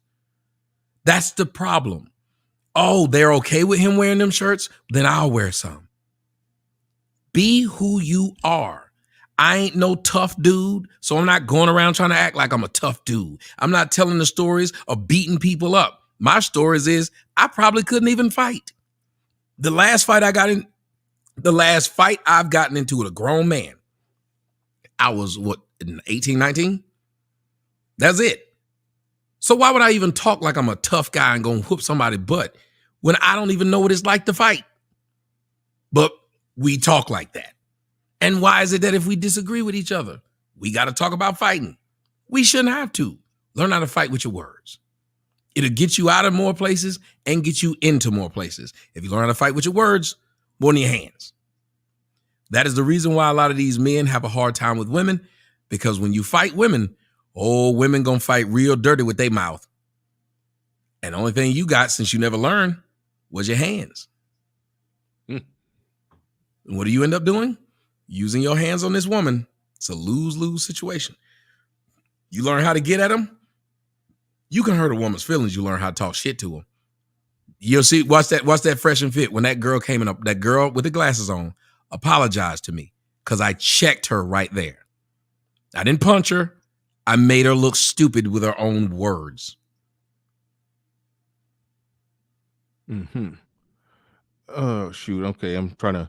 Like the person in the comment section said, dude punched you in New York was the last time and you lost. See? So this is what niggas will do. So this is a grown man that's big upping a person sucker punching you and then running behind other people. But I got beat up. That's his logic. And then I will always go back. Since he beat me up, I should be an easy target. You beat me up. He beat me up so much that what happened? I broadcast the rest of the day. I broadcast the next day. Did I have a swollen face? Did I fall down? Did I have a swollen eye, a black eye? I don't understand this logic. Someone punches you when you're not looking and I got beat up. But I didn't, because if it was somebody they like, you know what they say? That's messed up that we are up here big upping someone for sucker punching someone. That wasn't somebody got beat up. They got sucker punched. That's the stupidest thing in the world. But it doesn't matter because we don't like Tommy. You can say anything. And then to keep saying it. All right. I got like 1 million moderators on my channel. So moderators, make sure y'all doing your job. We got, people coming in here from from who the hell knows where. Well, you can leave them in. The reason I talk about it, like people will ask me, why do you bring it up? I said, because it's a microcosm of what we're really dealing with. That we were talking about at the beginning, how we don't beat what people are saying with facts and just have the argument. We try to insult. Yeah. If you watch, people could beat me right now and say anything about the talking points I'm making, but they're not. Everything is that. And the worst thing is, Tommy, is that when they can't beat you with facts or logic or anything like that, they just call you a fag and say that they don't want to talk to you. That is true. I've seen them do that to you, and that's another thing I don't like. This idea, to me. Huh? And I've seen you do it to me. Oh well, when I did it to you, because you did something to me. I get in the same level as you go. No, yes, you do. Because you used to be a fan, and we were cool. All right. You were a fan, and we were cool. I never bothered you. I was even shocked when you came at me. And I said it to you on that show. I couldn't believe you went from a person who liked me and you tried to respond by telling me how you started seeing me do some things that changed your mind about me. But nigga, I don't know. That's your personal thing. You don't like it if somebody did that to you. They were your fan, and all of a sudden you show back up. You remember this person, but now they got hatred for you because of something you did that you didn't know. They see you differently now. What kind of crap is that? You think that's okay, sir, for real? Tell them, Game Changer. Tell the audience. You think that's okay that you think you and somebody cool. You show up at the party, but for the last 5 years, apparently they think something bad about you. Not anything you did to them, but thing they observed about you. And now you think y'all cool, and they walk up to you talking shit about something you didn't know existed. All right, GC, go ahead and respond. Let's keep it respectful. I mean, I would like if y'all, okay, for example, me and Tommy Sotomayor had a disagreement at the beginning, and we disagreed, and we eventually found where the misunderstanding was, and there was one part of it where he thought it was a big deal. I didn't think it was a big deal, but the other point that he was making, I agree 100% on that. So we just parted ways, and hopefully y'all conversation, y'all disagreement could end the way me and Tommy Sotomayor's did, where we just, we had clarity. We had clarity. Hopefully, I can get clarity on this. So that's all I'm asking. And I didn't disrespect him. That's how it started. I remember him from the comment section. I thought we were cool. I came on somebody else's panel, and he was talking to me like how that guy was talking to me last night, and I didn't get it. All right, go ahead, GC. Yeah, so I thought we were cool too, and I didn't talk about you in the comment section or anything like that. Basically, I came on Bernard's show, and after 3 seconds, before I even said anything, you said, "Bernard, could you get this fag off the show?" That was after you had already. No, stop it. Wasn't after anything. Time out. Didn't y'all? I think y'all originally had something going on somebody else's channel. I can't believe he's telling that kind of lie. Hold on, Tommy. I got you. I'm gonna moderate it. So, Game Changer, start with whatever happened previously on somebody else's channel. It might have been Solos. I don't know where it was at, but something happened over there. Whatever your problem is, I think you got to start there. Or you called into his channel and you said something and you had some misunderstanding there. That's where it started at, correct? No. Okay, go ahead. Explain where it started. Okay, so I called into his channel trying to end the beef with him and Kevin Samuels. End the beef? Where did it? Oh, end the beef with me and Kevin Samuels. And what did you do? You were trying to end a beef with me and Kevin Samuels. So you as a man was trying to stop a beef, which wasn't a beef because Kevin Samuels could end the beef. But you were trying to end the beef, which was basically stop me from talking about Kevin Samuels, right? Yes. And you don't even think twice about what you just admitted to what you were doing. No, I don't. You don't want me to speak about another man because you like that other man? No, it's not because I like the other man. It's because I don't believe in unnecessary divisions between black men. There is no division. What division is there if I'm talking about? Are you united? Well, wait a minute. Yes, we were never united. So there's no division. We were never united. Okay. So you denied something that was together. Isn't that how it happens? It was together, you divided it. If you're not together, you're apart. But nevertheless, let's just say before it starts, I wanted to end the division between you and Kevin Samuels. Now, but why? If I'm talking about what I believe was taken from me, why do you need to say something? He does. Okay. Basically, just like Bernard said. If I believe you stole from me, who should I be talking to? Okay. And you explained that to me when I called in, and I ended the conversation on that note. But just like Bernard is trying to end the division between you and I attempted to do so between you and He's Kevin. moderating the division between you and I. That's what he's doing. It's his channel. He's not unnecessarily involving himself with two men talking, or two men making videos, or one man making videos about the other one. Okay. All right. So fair enough. I called trying to end whatever it was that you had between Kevin, and you later called me a fag. That's you. Yeah, that's exactly what happened. You were saying, "Hey, I want to end the beef between you and Kevin." What did happen? What was said on somebody else's show that made you give that response? Sir, what happened was you started trying to tell me what I'm doing wrong and how you see. And then when you tried to hit the gut punch, like all of them try to do, hit the gut punch of that's why your numbers fall off. Please. Once you got smart, yes. Once you did that. When did I say that? When you were sitting there talking, I was trying to tell you why I was doing what I was doing. And you tell me like under what circumstances did I do that? Because I didn't say anything about. I said when you were talking about Kevin Samuels, and I kept on denying the idea of I'll do what I want to do. I'm a grown man. Why are you involved in this? You didn't like hearing me saying I'll do what I want to. You're a grown man. You need to get out of other people's business. So then that's when you said that's why your numbers fell off. I said, oh, it ain't because I've been flagged, huh? Game changer. Did you say that? Hold on, game changer. Did you say that's why his numbers fell off? No. Okay. It is. He's either lying or he misremembers. Okay, so if I'm lying, then what? Let's go with what you're saying. That you asked me to end the beef with Kevin Samuels, and I just called you a fag because you asked. No, it wasn't immediate. I seen you on other panels, each of which I was cordial, and for whatever reason, you called me a fag because of my voice. And then, as I understand it, earlier today, you decided to further insult about something about refrigerators. You see, Tommy, I know that you want to give the perception that you are. I try to further insult by talking. I know that you want to give the perception that you are a level-headed dude that don't make attacks at people for no damn reason at all. That perception of you would be false. You do, you did, and you did about 10 minutes before you say you didn't. I did about 10 minutes before I said I didn't. You mean when I brought up the refrigerator, you call that an attack? I didn't hear it, but yeah, it sounds attack-ish. You didn't hear it, mm-hmm. But you hit the link to come up here anyway to tell me I'm irrational. Actually, I hit the link to stay cordial. To say what? To stay cordial with you. However, but we didn't need to talk it out. But sir, you and I didn't need to talk at all then.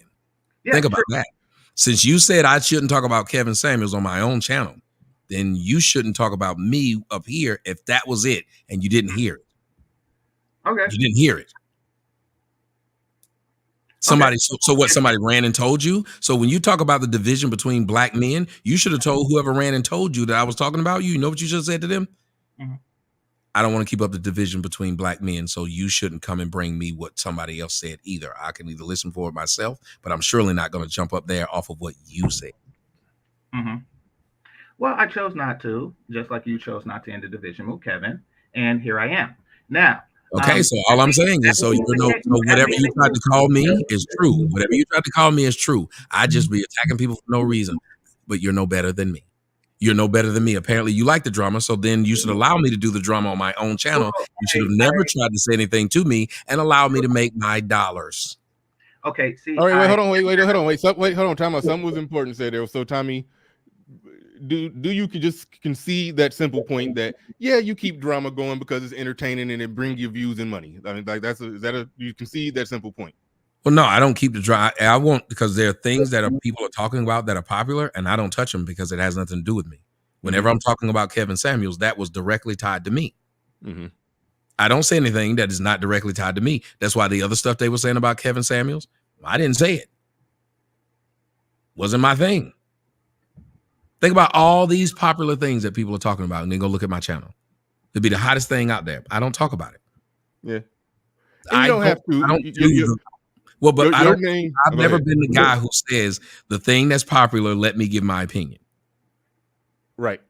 You don't have to. I mean, your name that you built is probably bigger than whatever is popular and trending. So you're in a position where you can create what's trending. So that is an That's what I try advantage to in the tell game. everybody else. If you make your name a hashtag, if you make your name popular, you don't have to keep going at people with a popular name. You could just put your name in it. Mm-hmm. But that takes building. And a lot of people, especially today, we don't have time to build our own stuff. Like when everybody was telling me I fell off, guess what happened? I'm still not going to do anything out of character. I'm going to do what it takes because just like it fell off, it will build back. That's just how it goes. That's how things are. There's an ebb and a flow. Did you really fall off, though? I never understood that argument. I mean, I don't either. They told me I fell off with Kwame Brown, and I told them, I said, I guarantee you I walk him down within a year. Guess what happened? Well, you ain't have to walk him down. You talk shit about him until he fell down.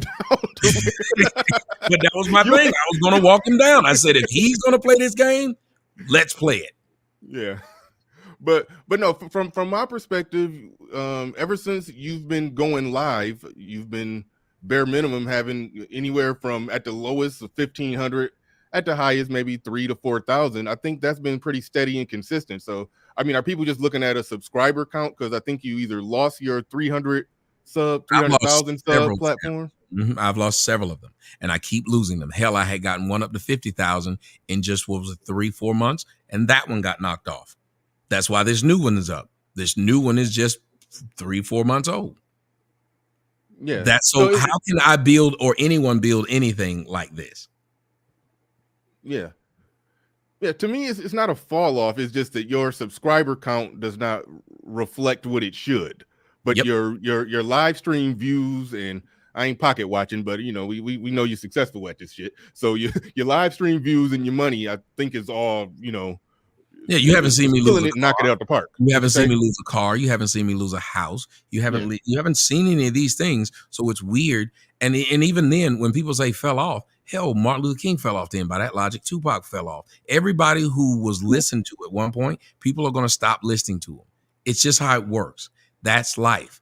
To even tell somebody who was up that they're down, remember, guess what? They were up. And that's why I enjoyed about the Fresh and Fit when they sat there and brought me on, and they were looking at me and they were looking at their numbers, and they were looking at how when I jumped in, the numbers jumped up just because, hey, where has he been? Most of the people are asking, where has this guy been? Because he's been shadow banned and all this stuff. But everybody knows, whether you say I've fallen off or not, Bill Parcells, a lot of people don't know who Bill Parcells is. They do know who Bill Belichick is. They don't know who Sean Payton is, and guess who they came from? Bill Parcells. So Bill Parcells fell off, but the things that y'all are listening to, the guy who created the internet, y'all don't know who he is, but your ass is surely on the internet. All right. One question I got, because you mentioned I got a person in the comment, the person named Ray. Negroes just do not know how to talk.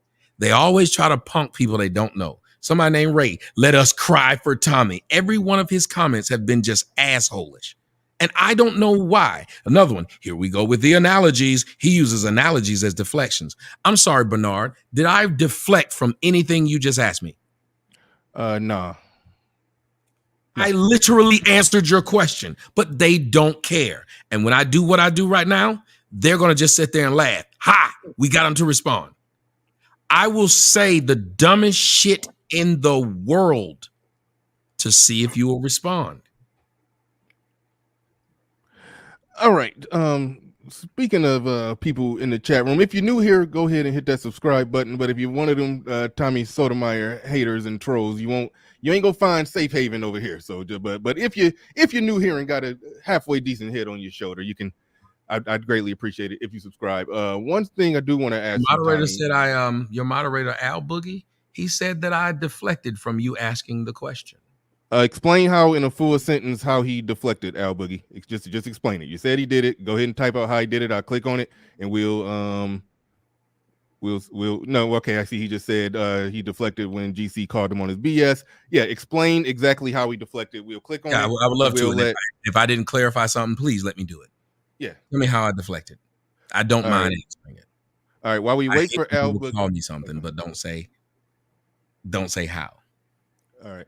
While we wait for Al Boogie to put that in the chat. One thing I've been, just sitting back, just chilling and watching. I saw, because you mentioned Kwame Brown a few times. I remember when Kwame Brown first came out, when he was blowing up. His on response is, YouTube. now we playing stupid. Come on, Al Boogie, come on. That's what I'm saying. Al Boogie, come on. I laid out. You literally told him what to do. His response was, now we're playing stupid. Al Boogie, if you said he did something, just you got enough characters to just explain it in 2 sentences. Just explain it, push enter, we'll read it. That's all. All right. the whole Kwame Brown thing. I was happy for Kwame Brown when he blew up, even though I kind of I disagree with him on the merits of what he was saying about Stephen A. Smith. Stephen A. Smith was kicking that man in the nuts for a long time. So hey, I was just happy to see him clapping back and killing it on a cell phone. I was happy for him. I was, but I seriously, I legitimately, I like that somebody could just fire up YouTube on a cell phone and drown out the mainstream media. So it was a moment when he was just definitely killing it, and I liked it. Al Boogie says, you can take this wrench, nigga. I don't give a fuck. What the hell? My point has been made. Ladies and gentlemen, my point has been made. Bernard did nothing to this man, nor did I. I even asked him, what was it I did wrong? He keeps talking shit, but then says, take this wrench, nigga. He said this to a man who did nothing to him at all. Al Boogie, we better than that, man. All I asked you to do is just explain exactly where he did whatever you said he did. I don't catch everything. I'm good at catching shit.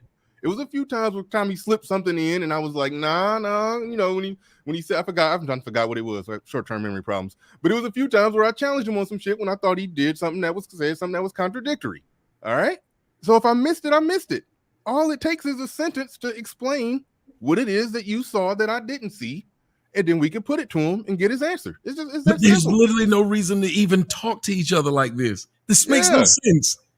Like, dude, I respect you. You a channel member. Like, come on, man. Like, we better than that. Like, come on, man. If he said something wrong, type out what he said wrong. I will highlight it and we'll talk about it. And y'all imagine this is what I have to deal with every day. I will beg people to tell me what it is I've done wrong. And their response will be crispy. Like, I'm like, I get that I'm black as fuck. I get that I'm gay. I get that I'm ugly. What is it I said wrong to you, though? Exactly. And the answer will be another name call. Exactly, because, I was like, what is it that I said wrong to this man when you called me a fag? I just told you this is stupid. No, Game changer, you're being stupid. I told you in this show what you did. Don't play. I told you in this show what you did. I'm telling you I didn't do it. All this shit. Wait a minute. You're telling me what you didn't do is a memory issue. Sir, but you telling me what you didn't do is a memory issue. But you can't lie and say, I just called you a issue. Oh, yes, Jesus Christ. Here we go again. Man, will you do me a favor and leave me alone and let me talk to this man that's up here now? Can you go away? Right. I'll do that. Can you just go away? I'll do that. That's insane what you just did. Go away. Go away. Go away. All right. Just drop off. Just drop off. Just simply drop off. This show what they brought. You know what? I'm gonna let you stay up there. I'm gonna leave because whatever I did wrong to him, he can keep it. GC. God damn it. All right. Well, fuck it. Everybody knows that this is the deflection that that Al Boogie was talking about. I just called him on his bullshit. All the shit that he say that other people do to him, he do to other people every fucking chance he get. Do he not call people black women crispy? Do he not call me gay? And then he's sitting here pretending like he's a victim of this shit? That's bullshit. I'll call him out on it, and then he deflects. He runs. And this isn't on some, like last night, apparently the village arsonist called him names, and the conversation got immature, so he left. Nope. This isn't him taking the high road. This is him taking the low road. Just like he did last time. So, I apologize, Bernard. I didn't. No, it's cool. It's cool because I was gonna wrap it up at the 3-hour mark anyway. Shout out to Tommy. Thank you for coming through. And I had a feeling that this was going to end like this. One thing I do want to say about y'all back and forth now. I do think it's to some degree pointless, and I was hoping that y'all could work it out. But I probably shouldn't even allow the conversation to even take place because I don't know if it can be worked out. But so this is my whole perspective on it. This is my whole perspective on it.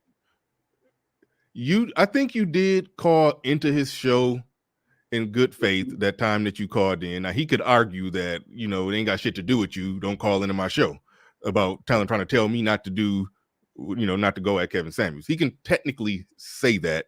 Your argument is, but he can't pretend like he's, you know, an ultimate level-headed peacemaker, because yeah, he does. And I tried, you know, I talked to him about that. He does strive on, he thrives on the fuckery. He does, and that's cool. That's cool. That's part of his gimmick, part of his shtick. So your whole thing is you're calling him on the, he can't then turn around and talk from a perspective like he's innocent. He'll then turn around and say, well, he only go at the people that come at him, and he got a big enough platform to where he got a constant net of people that's going to get reeled in and come at him or infringe on him in some type of way, which means he has an infinite free pass to engage in all the bullshit based off the parameters that was set up per his argument. So it's almost like it's a never ending circle that y'all going to go into if y'all try to have that conversation, and it's almost pointless. One thing I will say in your defense, because I do remember when you called into this show, you didn't hit them with the views, saying that's why your channel, or that's why you fell off. I didn't remember you doing that. I didn't remember you doing that. So that was one thing that I did want him to respond to, and I'm sure the tape is long gone, lost forever, so we will never get to formally prove that. But I don't remember you doing that. But from your perspective, without taking shots, I'll let you, then we'll give your perspective on where your whole thing went wrong and how it went wrong, and we'll do that. So basically, he said it wasn't on his show. It wasn't on whose show? He's saying that wasn't on your his show when you said that. No, it wasn't on Tommy's show, and it wasn't on anybody's show because I didn't say it. You see, here's the thing, and this is part of the tactic that's used. It's tricky. I'll give him that. But basically, he's putting us into a position to try to prove a negative. He could say anything. He could say anything and attempt to get us to disprove that I said it.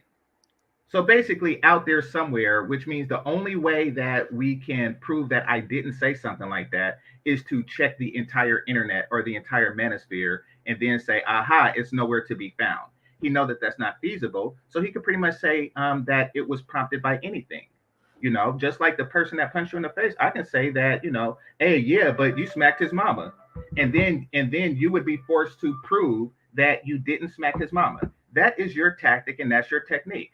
But really, Tommy, what really happened was that you called me a fag and said you didn't want to talk to me for no damn reason.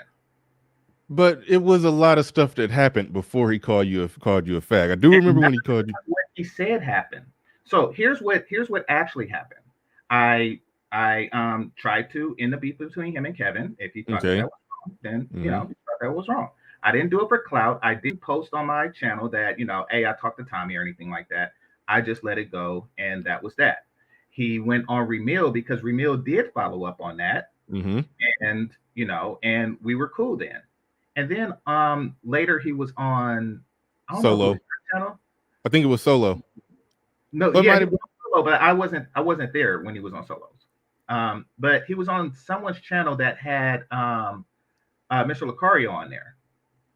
And fantastic. That was Remil. Oh, that was Remil too. Okay, so that was the same one. So yeah, and that was pretty much it. That was pretty much it. Nothing happened. Left cool. Everything was cool. And then he hits with that. All right. Okay, that's your perspective of what happened. I feel like, okay, I don't know. I don't know, and I just got to get to the point where I don't care. And the two of you, y'all not going to see eye to eye on that. I do remember it being more steps in the whole equation that led to when you came on my show and he called you a fag or whatever, however it happened. I don't know. And I got to get to the point where I don't care. I do want to. I mean, I try to in good faith. hope that y'all can have a good conversation. I do want the manosphere overall to have a better, relationship. That sounds real sappy and corny, but I would like to see the manosphere have a better relationship with Tommy Sotomayor. I mean, we all saying the I same would shit. too. That's why I called him about one way or another. But yeah, okay. Thing. Yeah. No, I do too. I see. The thing is that I wanted the manosphere to have a better relationship with Kevin. That's why with Tommy. That's why I called about the Kevin thing. Mm-hmm. That was the reason. I'm was 100% with you on that. Okay, he said so it was okay for him to keep coming at me about the same damn thing that I shouldn't talk about Kevin Samuels. I didn't. When you was on Ramil's, that was a whole different topic. I came up because you and Fantastic was going at it over game. All right. It's pointless at this point. I clicked on most of shit. It's only 15. I saw more than 15 super chats. Okay. Some of y'all super chats I missed and I apologize. I didn't click on all of it. But the ones that I did click on, I'll try to read all of them, and I'm gonna wrap the show up after I read and acknowledge the people who have supported the stream. Again, KD, thank you for that $100 cash app. Shout out to everybody who's been supporting the stream. I see Sweet Melody Speaks down there. She says the Manosphere talking points are similar to Tommy. I swear I thought he was a part of the Manosphere. He predates what we consider the Manosphere 2.0. The people that I came in looking at, the Obsidian, Angry Man, O'Shea. He sort of, if I understand it right, he predates them. But no, he's never been formally a part of it. But like I said, the talking points, the views are similar. Everybody agree on 90 to 95% of everything. So that's why I think it should be harmony between all the black men who are speaking up for black men on the internet. It should be harmony between us, seeing as we pretty much agree on every damn thing. Indigenous TV in the building says, if you try to bring that harmony to Tommy Sotomayor, he'll call you a fag. All right, let it go. Let it go.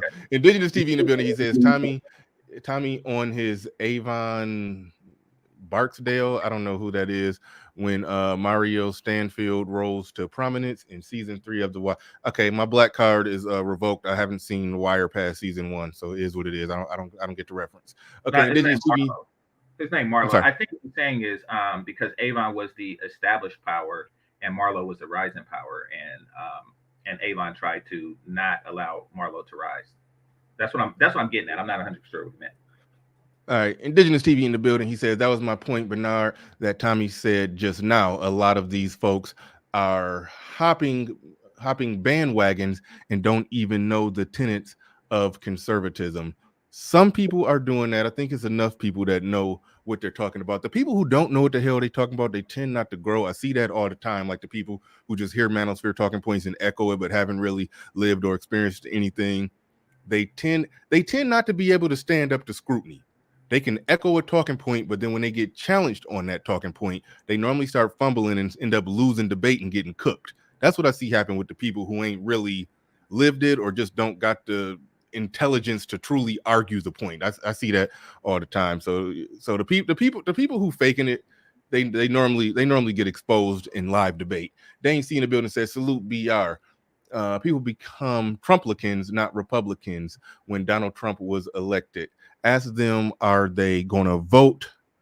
Are they going to vote for him in the coming elections?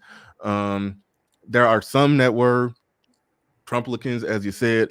I voted for him, and I don't even like him. I just knew I was done with the Democratic Party, and I just I didn't want to just vote, I don't know, the Green Party or just write in some BS. I gave him my vote. I really don't care for Trump. I'm more in line with conservatives, but Trump wasn't really my guy. He was just when I finally let go of the Democratic Party and realized that I was more conservative, he was the guy driving the bus, so he got my vote. It is what it is. But yeah, there are some people who just like Trump because of his, I don't know, swag and gravitas. But I honestly don't think that's the majority. Indigenous TV in the building says, not a leftist, brother, for the record. Just had to point out because it was so obvious to me with certain people. Thank you for the super chat. Appreciate that. Indigenous TV back in here with another one. He said, most of the brothers in this space aren't real conservative. They just really, really like 45, shaking my head. Most of these black conservatives are grifters. Yeah, me and Tommy talked about that. E-Black TV in the building. He says, can we get some 49ers love from Tommy? I wish he was still up when you mentioned that. That game was crazy. That was the most dumbest ending to a game ever. Yeah. Freeman's Journal in the building says, facts, the black vote is not for sale, therefore has no value. If the black vote were to be split 80-20, it would be the most powerful vote in the nation. I do agree 100%. That's why I think we do need to, that's why brothers need to come together, stop beefing, and do a good job of galvanizing black men. If black men could leave the Democratic Party at 50%, everything that we talk about in this space, well, it's a lot of steps to it, but I think that's the first step of basically de facto disabling the Democratic Party. That is one of the steps in the right direction of where we trying to take things. So yes, that's something we definitely need to do. Is don't gotta be a card carrying Republican, but damn, just don't blindly vote Democrat because your mama told you to. Indigenous TV in the building again. He says Tommy highlights the glaring obvious. Black people were not and are not properly socialized to function in society, and for that he's hated. Yeah, a lot of us go through that. False media in the building said had to go. Thanks for having me up. Absolutely, thanks for coming up. Uncle Stu, the old man on the block, my main man. I shout out to Uncle Stu, the old man on the block. Do like that, brother. Got a good channel going over there. Make sure y'all check him out. I am now monetized. So salute and congratulations, showing support, man. Hey, you deserve it, man. You deserve it. All right. Coach Ali's Corner in the building. He says, no comment, just tricking. Shout out to Bernard, GC, and Tommy. Indigenous TV in the building. He says, never afraid a man more. He said, oh, I'm sorry. See, that's where I can't see my monitor back too far. Never afford a man more respect. He's willing to afford you. See Tommy Sotomayor in this space. Let him chase credit elsewhere. It will escape him. I don't even know what you mean by that. Deanie, I think that's who Deanie Unchained, but Deanie in the building says, anyone else notice a pattern with that individual? I think he's referring to Tommy on that one. C Gully in the building says, BR, Tommy claimed KS called a man broke when he wasn't making money at the same age. The guy in question was saying he felt women should approach him. Context matter. Yeah, it does matter. And also what matters, and I think I said this to Tommy before, it don't make him a hypocrite, because back when Kevin Samuels was making less than $500 a week, if somebody said, hey, were you broke and were you a loser back then? If Kevin Samuels says yes, then he's consistent. That guy who he's talking to was a loser, and Kevin Samuels was a loser back then. But if Kevin Samuels said, no, I was a winner back then it's like, no, you're in contradiction. You can't call him a loser if you're saying you were a winner. So that's my general response to that one right there. But overall, and I think I did say this to Tommy, and he gave a response, but I did say this to Tommy when he brought that up. Like, you talk down at people too. And, people. So, I mean, that's a part of the game. There's a whole shock jock thing. So I'm not going to criticize one man. I'm not going to criticize one man for playing that game and not acknowledge that another man also plays the same game. Jason Black beats up on the people that call in this show. Tommy Sotomayor beats the shit out of people that call in this show. And Tommy Sotomayor is saying he says he was a winner. Oh, it's okay. If he was saying if he's saying during that time that he was making that small amount of money, that he was in corporate America making high value money, then yes, he would be a liar. But if you ask him when you were making that type of money, that is proven that you were making at that time, were you a winner or a loser then? If he says I was a loser then he's not in contradiction. But if that timeline, if the timeline of when he was making that money doesn't add up with the timeline that he said he was high value in corporate America making six figures, then yeah, you got him. Checkmate. All right. So I read all your super chats as promised. If I missed your super chats, I do apologize. I do like to acknowledge everybody who support the stream. And I do want to acknowledge Tommy Sotomayor. I do appreciate you coming through at 90 to 95% good conversation. Again, So- you and Game so- Changer not going to agree. Go ahead, Game Changer. You my guy. I rock with Game Changer. I give you the last words. Keep it clean. Keep it respectful. Keep it clean. Keep it respectful. I give you the last words, and we getting out of here. But no, I don't want the last words. I mean, so since I'm that 5%, what I want to do is I want to hop off and actually allow Tommy to have the last words because he is the senior, YouTuber here and everything, and he deserves that deference and respect. So I'm gonna hop down right now. Tommy, if you'd like to come up to Bernard's show, you won't get any interference from me.